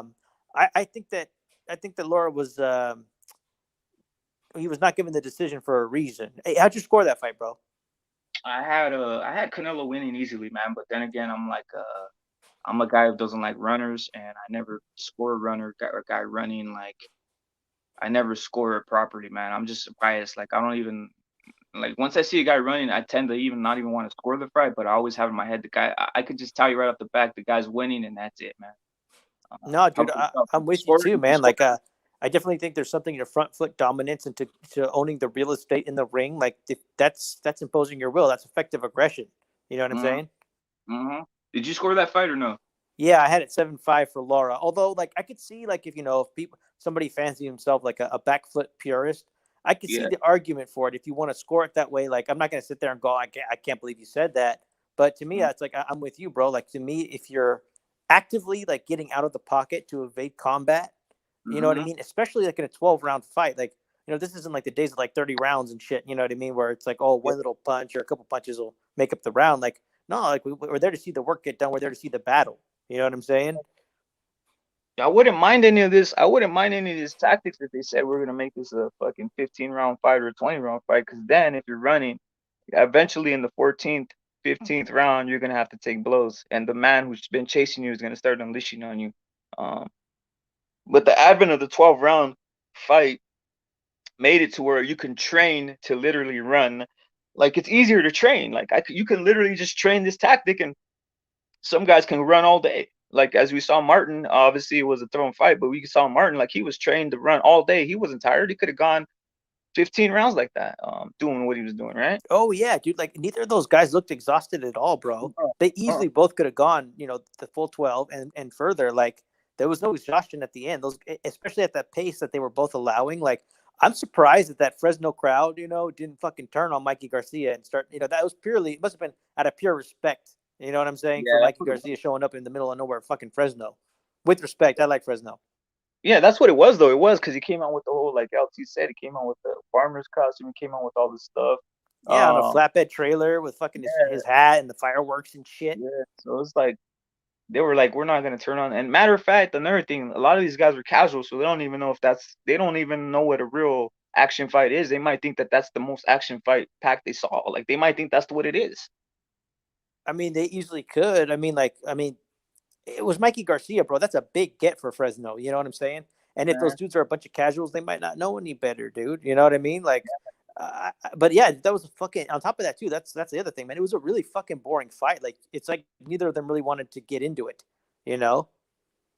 Well, I'll just say this: the top ranked fight was the top ranked fights were a lot better, man. I saw top ranked the night before, and that shit was fire, man. Compared, well, the thing is, it's been slowly like a slow decay, right? Like from Tyson Fury, from Wilder to the top ranked fights to the Saturday fights of the Zone, it was a slow decay from like excitement, all the way down to what the hell's going on here. Exactly. Like, hopefully, this is the bottom, and we make our way up as we get towards the Canelo fight. And then, Crawford a couple weeks later will be slightly down, but I'll still look forward to that one. I'm looking forward to lots of like weekends of boxing, like some decent, some good. You know what I mean? Yeah, man. Like Sergeant saying, he's rewatching Marcus versus Pac. Marcus dominate Pac. Yeah, man. Marcus is the funny thing about what Marcus did is this, right? Like we saw Pacquiao go with Ugas, who's a 147 pounder. We saw him go with Thurman. We saw him go with a lot of big guys. I don't think we give enough respect to the knockout, to the final knockout Marquez did on Pacquiao, man. If you look back, that's pretty damn amazing. Yeah. In hindsight, it was a huge win for sure. Yeah, I mean, because it was before the Floyd fight. You know? yeah, man. And it's amazing though. Think about it, that weight class and to lay somebody out like that, and when the man Pacquiao goes up and doesn't get touched or doesn't get laid out or even rocked by any of these other guys, it's something marvelous, man. And not only that, like you said, Mayweather never did nothing like that. For all the shit people say about Mayweather, I never saw like Pacquiao in total danger. Like, I mean, shit, man. Marcus did some shit that's crazy, but that's crazy, man. All I gotta say is we gotta give respect to him, and they say styles make fights, but I don't care, man. That's why I think the debate with Mayweather being the greatest of all time, you can really debate it realistically. I heard Mike Tyson say something interesting. Mike Tyson said something interesting. He said this. I think, well, how come Julio Cesar Chavez Sr. isn't the greatest of all time? He could have easily stopped. Imagine if he would have stopped at 80-0 instead of keep on fighting. I mean, that's a good point. They say that sometimes, when fighters can go on too long, like it takes away from how amazing they were when they did it so well for so long. Like Roy Jones has that problem. Bernard Hopkins has that problem. You know what I'm saying? They went on too long. And Bernard Hopkins really had that problem because how crazy it was it? He was fighting until he was what, like 48 or some shit. It's Yeah, crazy. I mean, and don't get me wrong. I mean, it was impressive, but after a Oh, while, it's yeah. kind of like, oh, can the old man pull it off one more time? And it's just like, I don't know, man. Like uh, and you're fighting like that Roy Jones, Bernard Hopkins rematch. That thing, that was sad thing to see. You know what I mean? The Yeah, people, Roy and it was pay Jones, per view, bro. for real. Seeing Roy Jones towards the end, man, I don't think people even respect Roy Jones for what he was in his prime, right? Even seeing him with the Tyson exhibition, Right. he even got knocked out by some like weirdo, like some like half a bum, man. He got locked up by half a bum just like 3 4 years ago, man. I don't know if you remember. He fought like some guy like in Sweden or some shit, and the guy just knocked him out. See, that's sad, man. Zab That's Judah what took I'm a saying. beating too, dude, against somebody. I forget who it was. And Robert Guerrero took a beating. I don't. It's sad. That was a horrible fight, bro. Yeah, I was okay with Ortiz fighting him because, like, oh, those are two like older, washed up dudes from a generation ago fight. Like, I'm okay with that, I guess. But yeah, man, this is for the young and for the prime. And it's kind of sad when people are still boxing for the money. Luckily, we don't see too many like greats now kind of get into that where they just shouldn't be fighting, and they're just like a shell of themselves, like, but now a lot of people just don't even take fights anymore, dude. Like, this is such a bad era in a lot of ways. Like, we should be seeing fighters fight each other more often, at a higher level. Like us not having seen like Crawford versus Spence already. Like, these dudes are already like in their early 30s. Like, we should have seen this fight already. Like, we didn't have to wait this long for any Canelo fight. For reals, man. For reals, it's crazy what you said that, man. Think about this. Spence and Crawford are like elder statesmen and fucking shit. Like at some point, like Crawford's already like 30. Like, just let's keep this in mind, right? We saw Mikey. I saw Mikey. Literally, his body looked deteriorated. Other than throwing the fight, his body looked deteriorated. He had fat on the back of on his back, like these fat rolls and shit. That's Crawford. Crawford's 33. Crawford's about the same age, man. So he's already ready on the down low. I don't know what Porter's age is, but shit, man. Like I was all in with Crawford just knocking out Porter, but not when I saw Mikey. looking the way he did, even though he threw the fight, when I saw his body, right, his body, like I said, I noticed something on the back, on his back. He had like these rolls, right, these rolls on his back that you get when you're when you're older. And yeah, man, I don't know, man. For all we know, Crawford could age right in front of your, right of everybody's eyes, and Porter does him dirty. I mean, that would be very interesting. Like, I do think a fighter can get old overnight. Like, Yeah. I just don't know if I see it with this one, bro, in a way. Because, I mean, Crawford's all dog, and I think it'll be a good, Sean Porter's all dog, and it'll be a good measuring stick for Crawford. But I think if Crawford's even 80% of himself, he's going to be dominating this fight. That's just my opinion, bro. But you're right, Yeah. man. Like, these people are going to peak. Like Errol Spence, like, I think he already peaked, to be honest. You know, like, I think his body and his discipline is just not what it used to be, bro. And people, like, I can't believe there are people who are actual Spence fans that criticize Canelo fans. I'm like, dude, Spence has been a welterweight his entire career. Yeah. He's 31 and he's only ever unified 2 belts. Like, what's Worse the than- reason for that? Yo, worse than that, Chicago Prophet. Sergeant threw a gem yesterday, right? Sergeant threw a gem. He said, I started busting up. Sergeant's a freaking genius. He said, so Mikey losing, what does this do to fucking Earl's resume? What does this shit do to Earl's resume? Fucking Mikey losing to this guy. I mean, that's a great point. So, I mean, like, what is that? Like, it makes his best wins, you know, like just the Kell Brook and Sean Porter. Like, that's not that great. You know what I mean? It's okay. It's not that great. The Mikey win looks like total like garbage now with that. Like, I hate to say it, right? Like, even if he threw it, it looks like total garbage with some guy from Spain named Martin beating his ass. It's like, what is that win? Sargent's the one that said it. That shit was hilarious. I was like, you're right, bro. Like, now the resume looks even worse and shit. It's hilarious. Well, you know, I never thought that was that good of a win anyways. Like, I mean, I know you've seen some of my older stuff. Like, I've, you know, I guess I could classify myself as a hater, but I'm not like unfairly a hater. You know what I mean? Like, the things that I say have a point. You know, and you know, I've always kind of said, like, you know, in the end, Mikey isn't all of that. Like, I respect his skills to a point. He does have skills, but like, I never thought he was like this, oh my God, multi-division champion like these other people are making him. I mean, he is technically, but I never thought of him as like, oh my God, this guy's going from 135 to 147 like Pacquiao did or some shit. You know what I mean? Like, I never thought he was going to do that and do well. You know what I mean? Yeah, man. But that's what you call not hating. That's holding things in perspective, man. You're just basically holding it to perspective because there's hype that happens. And obviously the hype doesn't go Canelo's way, right? The perspective and hype always goes for fighters that are under that people want to boost up, right? Obviously, like Andre, right? Like, where's the perspective and hype for Andre when he hasn't really fought anybody, right? Andre, oh yeah, exactly, dude. I mean, that guy. Speaking of another guy, and that guy's like in his mid-30s now, bro. And it's like, dude, he hasn't fought. I mean, his resume is pathetic, you know. And it's like, Canelo shouldn't be the one who has to fight all these guys. Like, why haven't all these other guys fought each other? Like, dude, like nobody at 168 was doing shit until Canelo went up there and started fucking snatching the belts. These guys have been long-standing. Dude, I think Plant's been like a standing champion for like almost like 2 years, 2 full years, and he hasn't fought anybody. Him and Benavidez were both under PBC, bro. Like, what was holding up that fight? Like, why weren't they fighting each other? You know, why wasn't Charlo fighting, moving up and fighting? Or like, there's a lot of fights that don't make, like Andrade and Charlo. Why can't they see each other? There's no good. Oh, they had like this fake beef that they had. Okay, even if it was like semi-real, it's like settle it with a contract and fight in the ring. You know what I mean? Like, unify, like do something with your career. Like these guys. Oh, dude. And here's the other thing, dude. Like, I don't know if you watched this show. It's called War Week Radio. It's really good. But Ronnie Shields is talking like, okay, like they're gonna get the Canelo fight in May, you know, and there's no tune-up. So it's like, okay, Jermall Charlo for no damn reason fought a number 4 ranked voluntary in Montiel, right? Didn't look that great, and that's gonna be his only work in a full calendar year. And for what? Like, what's the real reason for that? Like, if Canelo just, dude, that guy is a worse quality opponent than Yildirim. Yeah, man. I'll say this. Well, you think Errol Spence can handle Yildirim? I think Yildirim beats Errol Spence. I think Yildirim beats a lot of these guys. A lot of these guys that people say are high level, right? Like, even we'll jump to 150. We'll jump to the regular weights that a lot of guys claim. And the only reason I'm saying this is because all of a sudden guys who are just casual just say this guy could go knock out Canelo. This guy would beat Canelo.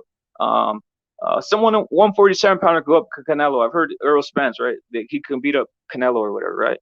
Like, I don't even think they could handle a Yildirim if they really wanted to like go up in weight. There's a reason none of them wanted to go up to fight Caleb Smith. There's a reason none of them wants to fight David Benavidez. There's a reason none of them would probably fight Billy Joe Saunders on those weights, because it's a bigger man. Kovalev. How many of these guys in the lower weight classes claim they can beat Canelo?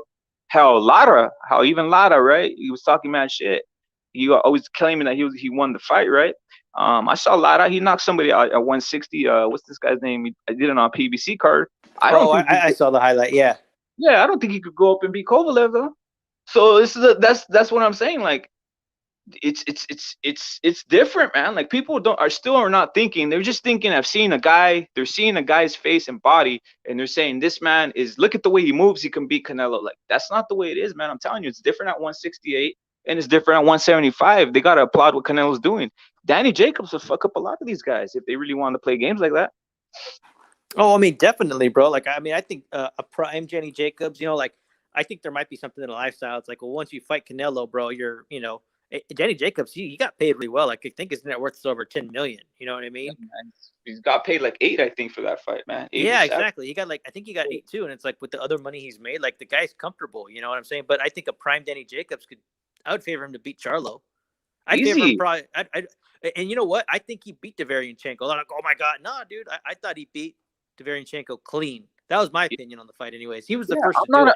Yeah, I'm not a Charlo hater. As a matter of fact, I don't mind them. I even like the attitude. I even like that they can that they're champions. Hell, I wasn't even mad at the Montiel fight. Keeping it real, I'm mad that I like that he gave the guy a chance. I like that he gave Montiel a chance. And you know what? Every fight isn't as easy for people. So I wasn't like all hating. I'm just saying that it's basically what it is, right? Like Montiel, maybe he did pull something. Hey, we don't know. We don't know what Montiel's life is. We don't know. Maybe he is better than we thought. I was kind of actually offended before that fight, to be honest, Chico Prophet. I was offended that people were talking shit about the Montiel, like he's some guy that's just coming out of the gutter, or he's some type of guy. Like, the man was obviously a fighter. I saw him spar. He was a southpaw. He was very dangerous. He had knockout power. He had like a very high knockout percentage. But the way they did him, but it's partly the LDBC talking shit like that, right? About certain types of fighters. They're the ones downgrading them. They're downgrading the opposition. Like, you shouldn't do that, man. I guess he didn't deserve all that heat. But he also, I don't think, should have been in the ring necessarily to be like Charlo's only fight for a year. You know what I'm saying? Yeah. He wasn't that bad, but I mean, he also did lose by knockout to Munguia, I think, right? And it's like, well, if this guy's Munguia's, quote unquote leftovers, with respect, like, why is this guy fighting Charlo? Like, we've been wanting big fights from Charlo for a long time. Like, why is he taking tune-ups, like a yearly tune-up? That was kind of like from where I'm coming from. But I can see what you're saying. Like, there was kind of like a lack of proper respect that he was. I do see that. And I'll say something else when you bring up Munguia, right? I think we're underestimating Munguia now that I saw him, because I saw him beat this guy from what's his name, Smitska or whatever, from the guy that Triple G beat up too, right? His last fight, right? I saw him, and I don't know, man. I think a lot of people are underestimating Jaime Munguia because he takes some punches in certain fights. He was working on things. He's been training trainers. I'm just telling you, I think Munguia is gonna fuck up. I have a feeling he's gonna fuck up Rosado real bad, man. And I also have a feeling that people have been downplaying Munguia, not realizing that, hey, man, Canelo was 23 and experienced and shit, right? And Munguia's been getting experience since 21, and at 23 he was working on things, but let's not act like he's the total trash. So I think we're underplaying. I think a lot of people, I think most of the YouTube boxing community is underplaying Munguia realistically. No one mentions him. I would pay him. I would pay money if I saw Munguia versus Triple G. I would bet on Munguia to fuck him up, and that's something that no one would say. Well, dude, I agree with you. We have been sleeping on him, and I've maintained, dude, that I think he's a legitimate former world champion who's still undefeated, has a hell of a chin.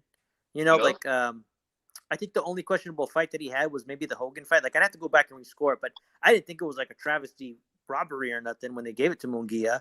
The guy can put people down. Like, I think I have a good time watching him. Like, he's kind of he's slow to get started. You know what I'm saying? But man, especially while being young, dude, like he knows how to like crack with bad intentions.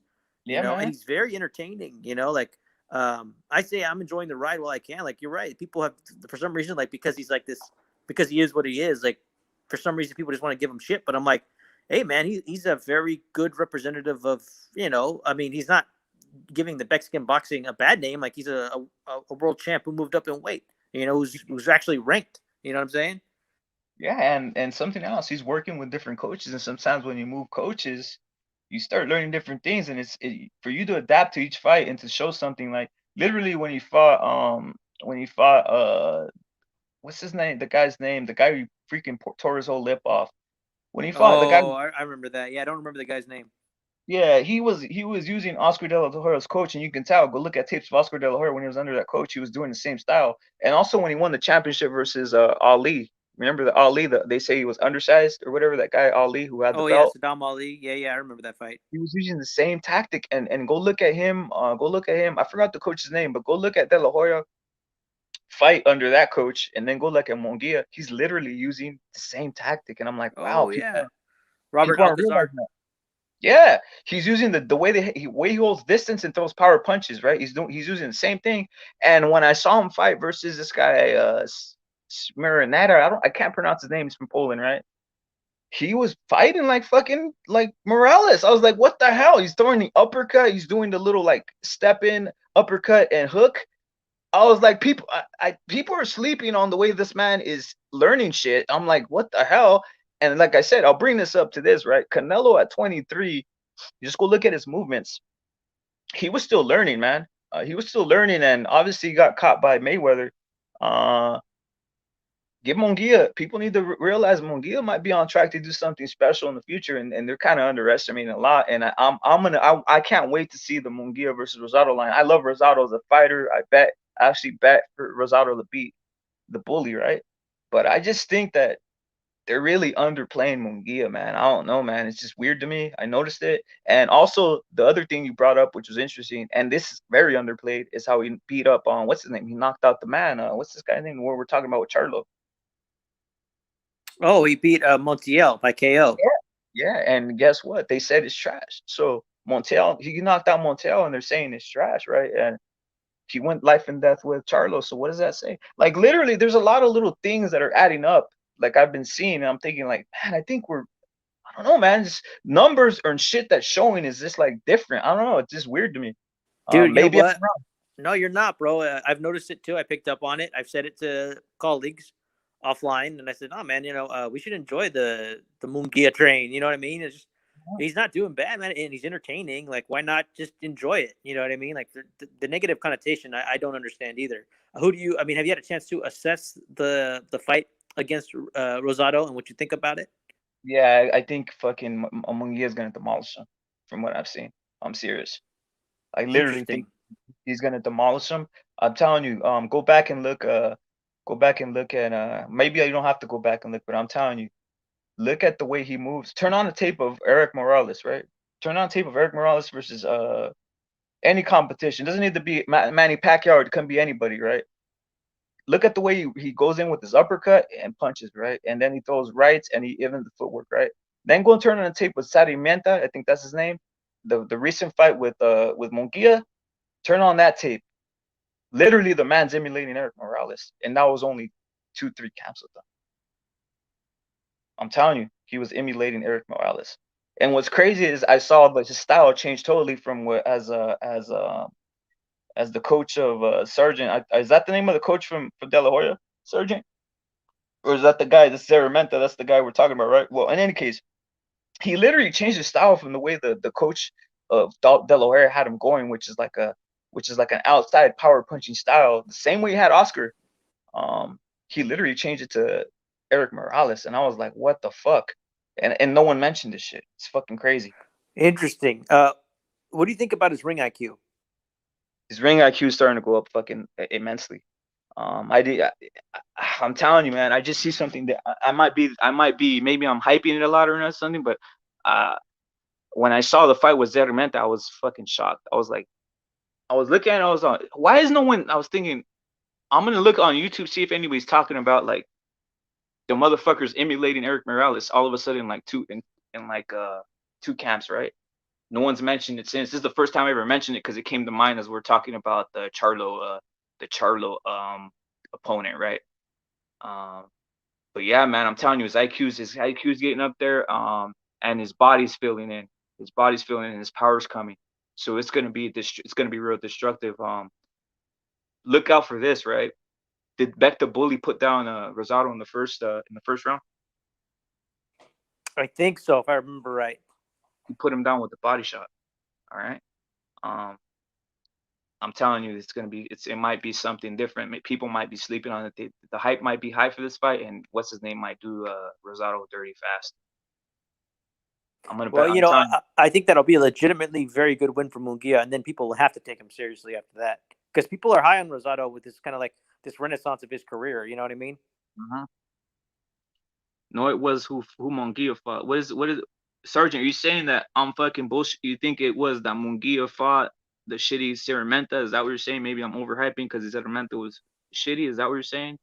The reason I brought up Ceramenta is because Triple G, I think he took out Zerimanta faster than Triple G did, and that's a similar opponent to Triple G. They both have they both Triple G and Munguia fought the same guy, and I think Munguia took this guy out faster than Triple G.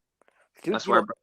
The other thing I like about Munguia is like, dude, he's got a solid chin. Like, that black guy who's lippy busted. Like, man, that guy was fucking just throwing all kinds of fucking haymakers at Munguia, and Munguia just was incredibly composed for like having this guy just fucking swinging on him like fucking crazy. You know what I'm saying? Like he seemed calm. You know? Yo, that uppercut's nasty too, bro. Like that uppercut that he did to that guy, it's fucking nasty, man. Yeah, bro. Like people don't just bust people's lips for no reason, man. I mean, the guy can put people down. He can dish it out, man. Man. I kind of worry about his stamina a little bit. He looks real tired to me sometimes, but I could be wrong on that one. You know what I mean? Well, maybe like I said, maybe I'm the only one seeing this. Maybe like cause Sergeant's saying I might be tripping, in a sense a little bit. But I'm telling you, man, I don't know, man. I have a feeling something's about to crack off, and he's at that peak age of. Sergeant has something for you. He says, Chicano, what do you think of Canelo as the greatest 168? Oh, I'd have to really give that some more thought. I'd really like to see him also fight Benavidez eventually. So I mean, as far as like what I think, like I have to really measure it, but I mean, he's definitely up there. I think that even skill wise, like I think that he's game against most like in fantasy fights. Like there's a lot of 168 pounders that I think. Sometimes I think about like, well, Canelo versus Ward. I don't know, man. Like, I think that prime for prime, I could see the argument for Canelo winning that fight. You know what I mean? Like, we haven't seen Canelo like really have to dig deep yet at 168. He's just, dude. He basically won every round against Callum Smith, and then against Billy Joe Saunders, he dictated everything. And if you watch this interview, there was a really good it was like a BT Sport interview with Billy Joe Saunders, and he said like, man, looking back, like Canelo was just allowing me to get away with these little mistakes, like letting me. And then he capitalized on them later. The guy's got good ring IQ. He set stuff up. Like, dude, like, okay, we talk about that Kovalev fight, bro. Like, dude, that Kovalev fight, like, to me, people are like, first off, I think people are delusional if they think that Kovalev was ahead on the cards. I had that fight even, right? But if you watch that last round, like, Canelo wasn't stressed. It wasn't like a come from behind miracle win. He went out there and executed him. Like, it was like, look at the way he turns it on in that round. You know what I mean? And he was setting up that punch, like the way he kept setting him up. Canelo's really good at setting people up without them realizing it. And then they have like this false lull of like, okay, when Canelo's like this, he's not going to take advantage and take a shot. You know what I mean? And then he does set it up, and then all of a sudden, boom, you're getting hit with something you weren't expecting. Yeah, man. For reals, it's. I think we're underrated. Canelo's around here at 168. And if you said this, people would start laughing, right? Not people. I'm talking about people which are real critical and stuff. But I didn't see any of these other 168 pounders throughout the 168 pound division history so far. I haven't seen them cleaning out the division or getting fights or doing fights that basically end things, right? Or to there's a reason it's never been undisputed.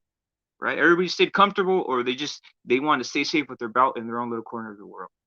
Well, that's the thing. People give Canelo, Canelo had the opportunity to go undisputed, but he didn't. It's like, bro, like there's a handful of people that have gone undisputed in the 4-belt era, And on top of this, bro, like I've been saying this, like after he goes undisputed, like it doesn't matter much to me if he drops the belts. Like I know who the man is. Like I don't need like 4 corrupt sanctioning bodies to tell me who the champ is. Like I think Leonio's good enough. Like, dude, you realize like they have to pay like 3% commission fee. So when Canelo pays all those sanctioning fees, it's literally millions of dollars because of how much he makes for the fight that he has to Yeah, pay a percentage on. Because he gets paid so much, he's literally paying like millions of dollars for all the sanctioning fees. yeah, that's another thing that's underrated about those bouts, right? You gotta pay like a champion, man. Shit's crazy.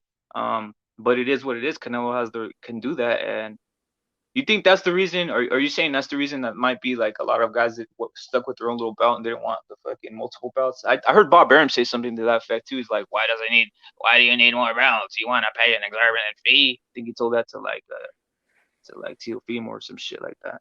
I think it's possible. I mean, like Tim Bradley says, like, man, I didn't ever need more than one belt. Like, I'm not going to pay all those sanctioning fees. Like, I mean, do we need people to tell us who the champion is? Like, say Canelo, like, got 4 belts and was stripped. Like, just because the sanctioning bodies put a belt on somebody, that doesn't make them the champion of the division.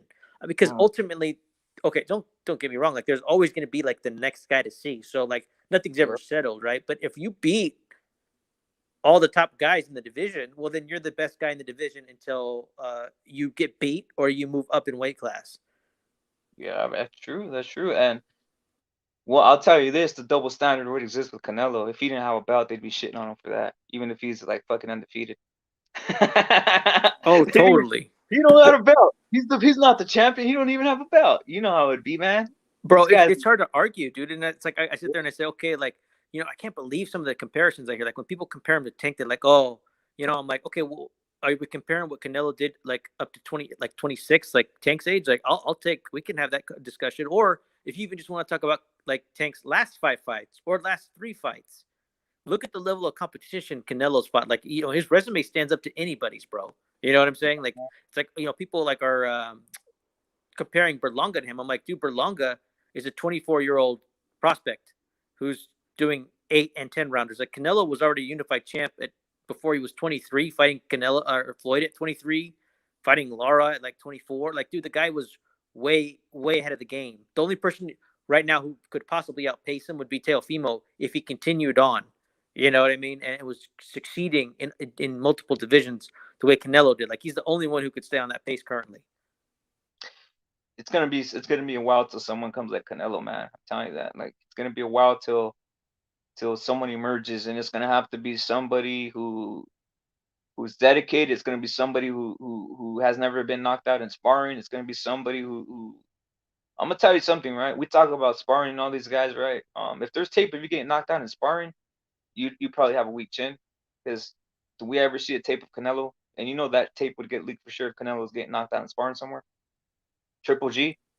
We ever see a tape of Triple G getting knocked out? Even when he was young? We never see that, right? Because he's not getting knocked out in sparring. And the same thing with Canelo, right? So some of these young guys, we've heard of sessions where they got beat or knocked out, and I think we have to look out that for that in the future, right? I don't know what you think about what I just said right now. About I agree, man. Like, I don't know how you could be high on Berlanga without having serious reservations. Like, can he be the next big thing? I'm like, oh, I mean, he's getting knocked down in sparring, bro. Like, that's not a good, and like amateur fights, like that's not a good look, bro. Like, you haven't even gotten close to getting hit with like, big bombs for 12 rounds. Yeah. You know what I'm saying? And it happened in this fight that he just had recently, right? So it goes to speak that if you get knocked out in sparring and there's a tape out there, or if you got knocked down in sparring, I think how many of these young prospects have sparring that they got knocked out? Let me see. I think Rolly got knocked down one time in sparring. I think has Tank ever been knocked down in sparring? I'm not sure. I know I think Teofimo's been down, right, in sparring. Teofimo's been down in sparring. Teofimo's been down in sparring. Devin, I heard, has been down. So that tells, and what happened to Devin? He got rocked, right? So the whole point I'm saying is there's something to that effect, because if you're getting knocked in sparring, like I said, how come we never see tapes of Andre Ward getting knocked out in sparring, knocked down or knocked out, right? We never saw tapes of Canelo getting knocked down or any of that stuff. We never saw tapes of Mayweather. When did we hear Mayweather getting even clipped in sparring or getting knocked out like that? No, never. No, you never heard it. You never heard it, man. And trust me, if someone knocked out or knocked down Canelo in sparring, you think they'd be blabbering in it right now in the unit internet? Exactly, bro. There'd be talking. There'd be fucking people be talking about that shit for sure. Anything to criticize Canelo, bro. So the reason I'm bringing that up is this: that tells me that elite fighters, they're usually not getting knocked out. They're not getting knocked down in sparring. Now, though, I'm talking about the ones that we have gone the long way. Same with Pacquiao. He got knocked out by Marquez, but you never heard him getting beat up in sparring. You never heard him about getting knocked down in sparring. There's no infamous like person saying I knocked down Pacquiao. Matter of fact, Freddie Roach had a thing where he'd say, "I will pay anybody 1,000 if you can knock this motherfucker out in sparring," or some shit like that, right? So Right. tells you that there's something to that. I got to see some of these fighters go 5 more fights, see if they really have a chin or if they can really put up with guys who can attack, right? Like guys who can take a punch before we start saying that maybe they can have a 10-year run. That's why I kind of like all the young fighters, but I'm kind of like I'm waiting to see who can be like the next great one, man.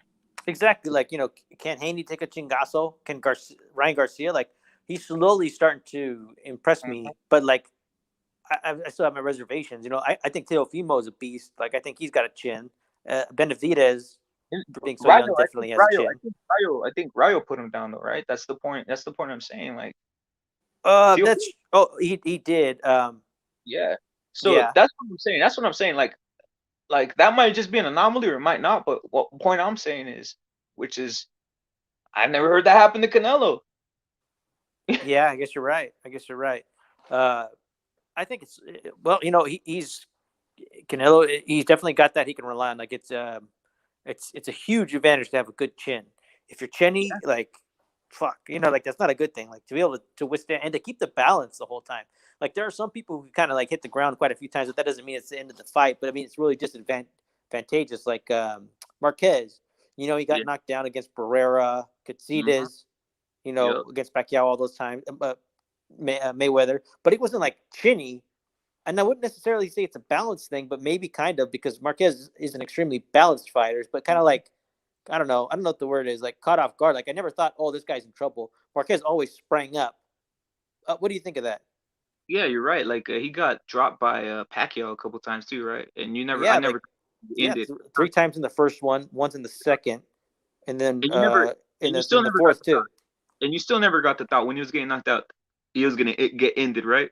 Right. He had like you just kind of get back up, Yeah, man. That's exact. You're right on to something, right? There's some fighters you see who get knocked, and you're thinking, what the hell? Like this guy's not gonna get up. They have like a weird demeanor to him, right? They get like this weird like we'll even just say the Ryan Garcia knockdown. When he got up, he didn't look like he didn't have that demeanor like, oh, where am I? You're gonna finish me. He didn't have that demeanor when he got up. That's how I felt. So I'm like, okay, so to me, it's not the end. In fact, I think he kind of took it well. You know what I'm saying? Yeah.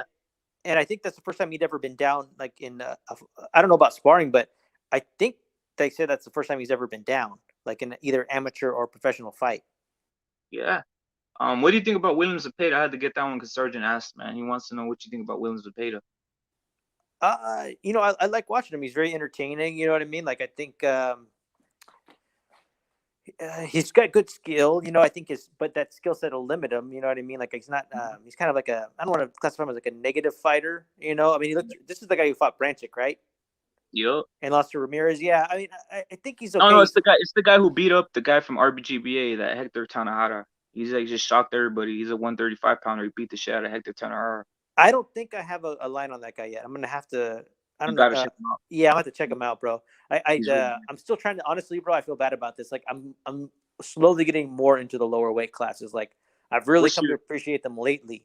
You know what I mean? But it's taken me a while to kind of like really respect some of what's going on down there. Not that I didn't, but just that I wasn't paying attention. Unless it was somebody notable. You know what I mean? Yeah, what's the lowest weight class that we can really dig into so far? 135 maybe, or what? 126.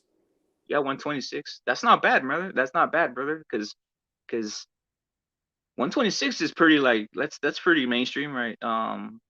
In Nui, like in Nui's like on the borderline, right? It's like 117, I think, or 117 or something. Like if you're in a Nui, if you're into a Nui, you're a hardcore. That's why a lot of people say like if you're in a Nui guy, you're basically a hipster, right? Because those are real lightweight classes and shit, right? But I follow all of them just because I'm curious about it, but I understand. Like you literally, it's almost like Gallo Estrada versus Chocolatito. It's very technical, but it's like two guys pebbling each other around, right? Exactly, bro. And it's like I don't want to say like oh, it's Rock'em Sock'em Robots, but literally all I feel like I see the two corners just urging their ward to keep going forward, like keep going, keep throwing punches, and these dudes are like, it doesn't benefit these guys to establish a really good like shoulder roll defense because the chingasos are going to keep raining down because of the activity level of such little guys, anyways. That you might as well just fucking swing each of you keep swinging at each other. You know what I'm saying? So it takes away I don't want to say it takes away from an element of the sweet science, but I can really appreciate it sometimes, but like that's where like at 126, I think more of the sweet science can be appreciated or Mhm. utilized before, like you said, it's just pebbling, and I say that with respect. You know what I Yeah. mean? They should shorten the ring. They should put like 16 feet when two little guys are under. I'm not even joking around. They should bring short. Dude, maybe I Seriously. mean because you're right, that's a hell of a lot of ring. Like, dude, some of these weight classes, like I think about like how small these dudes actually are. Like, I'm Yeah. like, fuck, you know what I mean? Like, I and they're like sometimes there's like 2 pound differences and shit. Yeah, there is. It's like 10, it's like 10, 103, 107, 111, fucking 117. It just starts 115. It gets like the 2 pound, 2 pound, 3 pound differences and shit. It's crazy. Chocolatito versus Estrada was born. It looked like 8-year-olds boxing. Yeah, I know. That's what I'm saying. A lot of people feel that way, right? The only reason I respect the lower weight class in a sense, because I know that those guys are grown men. They're just, it's not their fault. They're born, they're born that size, right? So I just respect them in that sense, because Me at least, too. Me too. It has nothing to do with that. You know what I mean? For sure. But yeah, hey, bro, just so you know, like I feel like I didn't know, and I didn't mean to cut you off, Rep it. But dude, my phone's about to die legit. So I just wanted to thank you so much for having me on, man. It was great chopping it up with you. no, man, it's my pleasure, man. That's fun, man. The what you said about Mikey Garcia is real. Keeping it real. All right, cool, man. Well, I'm gonna run with it then. I'll catch you later. Peace out. Peace. So salute to Sergeant in the chat, man. We're up in here, still late night. We'll wrap it show, man. Um, like I was saying earlier, man, like Sergeant was saying, Chocolatito and Estrada, man. The reason a lot of people don't like this because of the little man, right? When they're swinging on each other, people don't like that, man. They feel like it's two guys that are too small and that nothing's happening, and it's just a waste of time, right? It's just a waste of time for guys, right? But I gotta respect every human being for being a fighter, man. I don't care if they're small. Um, they're men. They're men, right? They just didn't have the chance to grow. They didn't have the chance to grow into a bigger size, right? I mean, how would Finito Lopez do if he was a full-grown 6 foot guy, right? Finito Lopez might have been the greatest fighter of all time, right? If he was 6 foot, 6 foot 2, 6 foot 3, he'd be doing damage on people, man.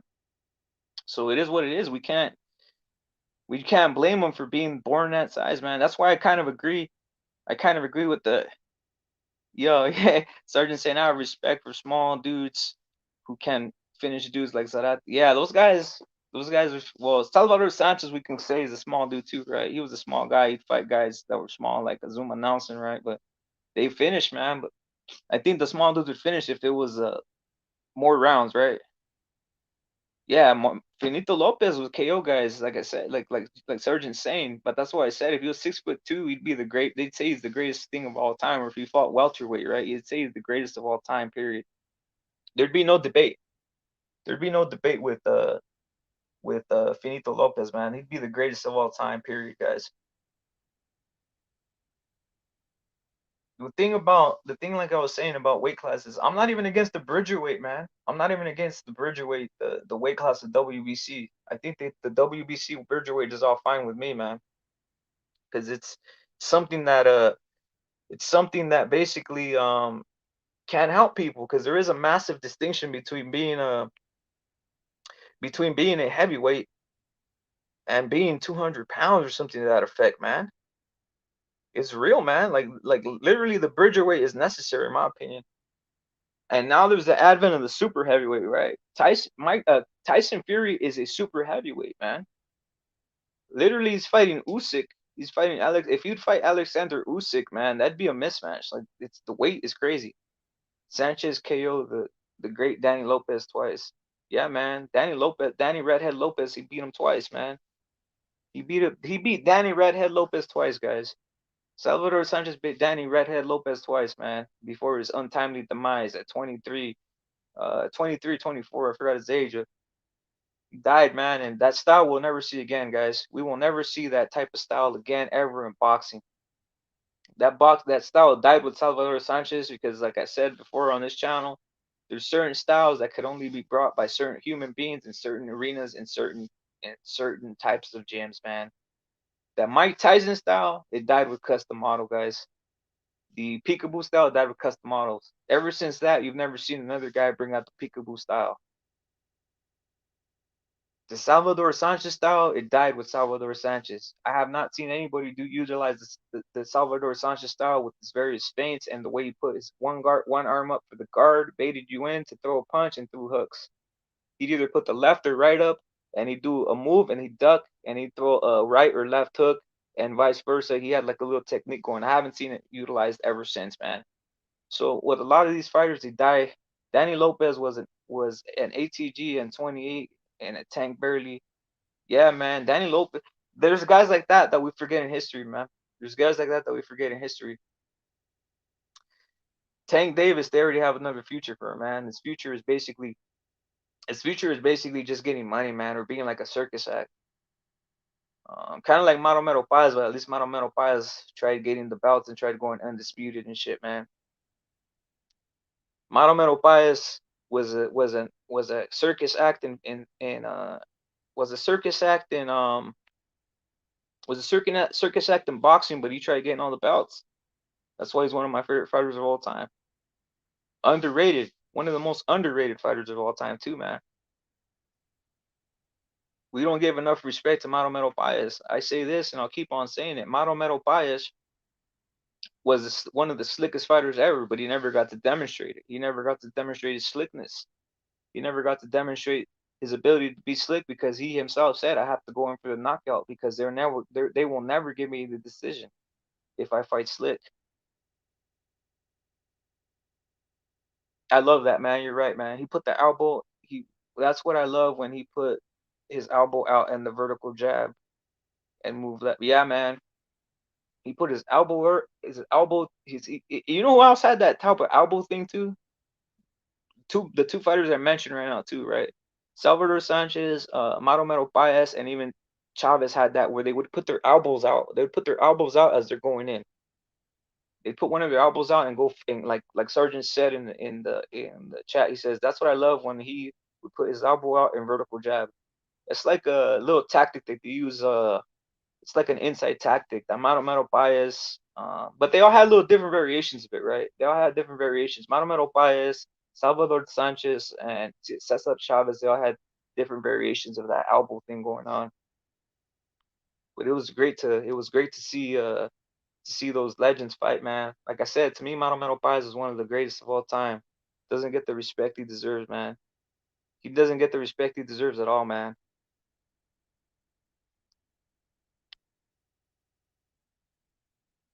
It's what it is, though, man. You don't get your respect till you're off the planet, most part.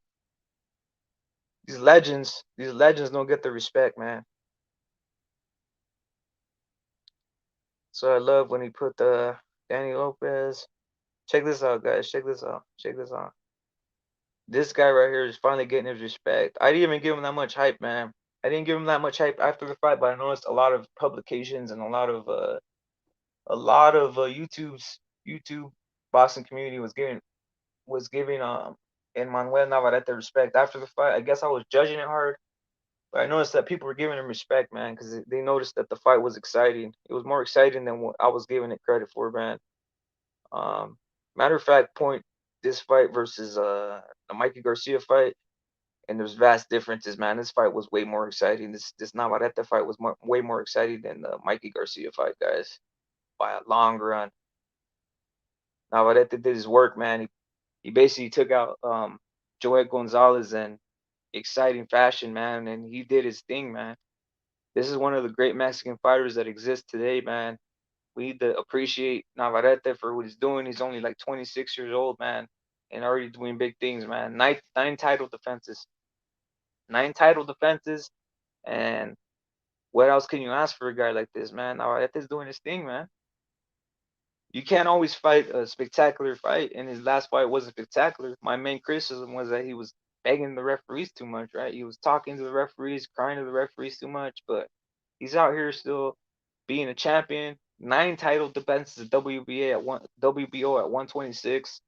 I think this man beats Leo Santa Cruz easy. I think this man beats Kid Galahad easy. I think this man would beat Mauricio Lara. I think he'd beat all the champions. I think he can be undisputed, man. Now the problem is getting the belts, and the problem is paying for the belts, right?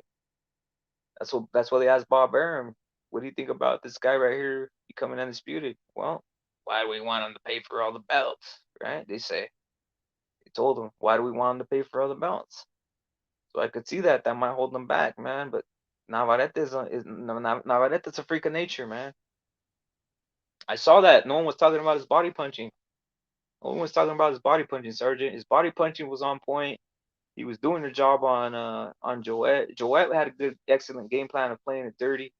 It was all around a great fight, man. I enjoyed it, and it gave everybody what they wanted, man. And what made me enjoy it more was seeing the shit fest of Mikey Garcia versus Martin, right? It made me realize that Navarrete really put on a show, man. Top Rank put on the show, shit. 'Cause the fights, all the Top Rank fights are great, man. And trust me, we give a lot of the YouTube community, Boston community, gets Top Rank a lot of grief, but they had a nice show, man. They had a nice show on Friday. It was exciting, a lot of exciting fights, and they got a huge stable now, man. We thought Top Rank was dying. They're not. They got heavyweights. They got Tyson Fury. They got Crawford. They got Big Baby. They got Emmanuel Navarrete. They got the 135 pounders. They got Lomachenko. They got Teofimo. They got Josh Taylor. I mean, shit, man. They got Better BF. Um, they got Berlanga, even though he's out there. Man, Top Rank has it rolling, man, for all the grief we give him and all this shit. And obviously, the man right here, one of my favorite fighters to watch is Emmanuel Navarrete, man. We got to give him credit. You got to give him credit to where it's due, man. I'll tell you what, man, I've never been knocked out in my life, guys. I'll tell you that. So, in the streets, at least, I've never been knocked out, guys. So, I don't know how it feels to be knocked out in the streets. I thought the fight was okay. Now I have to beat him. Yeah, it was the thing that made it better for me, Sergeant, was the thing that made it better for me was that I contrasted it with the other fight, with Mikey Garcia fight, bro. When you contrast it with the Mikey Garcia fight, you realize that basically basically this was an exciting fight, man, because that Mikey Garcia fight wasn't all that. But with gloves, man, it's these small gloves and these gloves that are made for boxers now. It's hard, man. It's hard. I see a lot of cuts. I see a lot of things happening. I say they should all stick to the horsehair, man. The horsehair gloves. Keep it all even. None of this synthetic shit, man. Keep it horsehair. Keep it natural, man. Keep it natural. And I also think in boxing they should all have a certain size gloves. They shouldn't change gloves by weight division. I like brutality. So to me, the smaller the glove, I don't care. Make it small all weight divisions, even heavyweight. Just leave it brutal. Because it's more brutal. Hell yeah, horsehair was original, bro. Horsehair was original. To me, it's more brutal for a guy to take punishment, constant blows, constant padded blows, than to just get knocked out with horsehair, right? I think getting knocked out with horsehair is less damaging than taking constant blows to the face, constant brain trauma, constant all this type of stuff, right? So if it was up to me, I would have these guys all use the same size glove, man. There's no use in anything else, in my opinion. Wear the same size glove and let it rock out, man. Let the fights rock out, man. Let it be how it is. Horsehair is the best hair, man. Horsehair for the gloves is the best hair, man. Keeping it real, with no thumbs attached. Yeah, forget the thumbs, man. Just attach the thumbs. Well, remember back in the day, this was bare knuckle fighting, man. So bare knuckle fighting. That's the one thing I like about bare knuckle fighting. Those guys are getting cut on the face, but their brain isn't getting damaged. Same thing with NFL football, man. NFL football, it's made for people who have weak hands. Yeah, wrists. It weakens your wrist too, man. It weakens your wrist. So you always see boxers. They have like a certain formed wrist. Their wrist is solid because they can't move it any other way. It weakens their wrist, guys. So it is what it is. it is what it is. But I think I'm gonna end the stream here, guys, for What Rep at Combat Sports. I might do another one in a couple. Sergeant, I know I might do another stream in a couple hours, maybe, because I'm gonna be up probably. I'm gonna be doing some. I'm gonna be doing some what do you call it? Some work, but it's just paying bills and all this type of shit, right? But I might jump on right here a little later. I don't know if you guys are up. Anybody will be up, but I might jump on a little later, guys. So anybody coming through, Sergeant the General, I appreciate you coming through always. Chicano Prophet, Boxing Historian, Look came in, always comes on with the heat, man. Everybody's come through the stream, man. Salute to you all, man. It's another one, man. I might do another late night. We'll rep it show. And if you guys are up, get on there. If you're not, you know what it is. I appreciate everybody coming through. Sergeant's always participating. Salute, subscribe to Sergeant, guys. I'm gonna put your page up there, Sergeant. Tell me whenever you want your page up. I'll put it up on the community thing, bro. I'll put it up on the community if you want more. Hit me in the chat, man. Tell me if you want more subscribers, and I'll put it up on the community thing, bro. If you want to blow up that channel, we'll do it. So for What Rep at Combat Sports, I'm out, guys.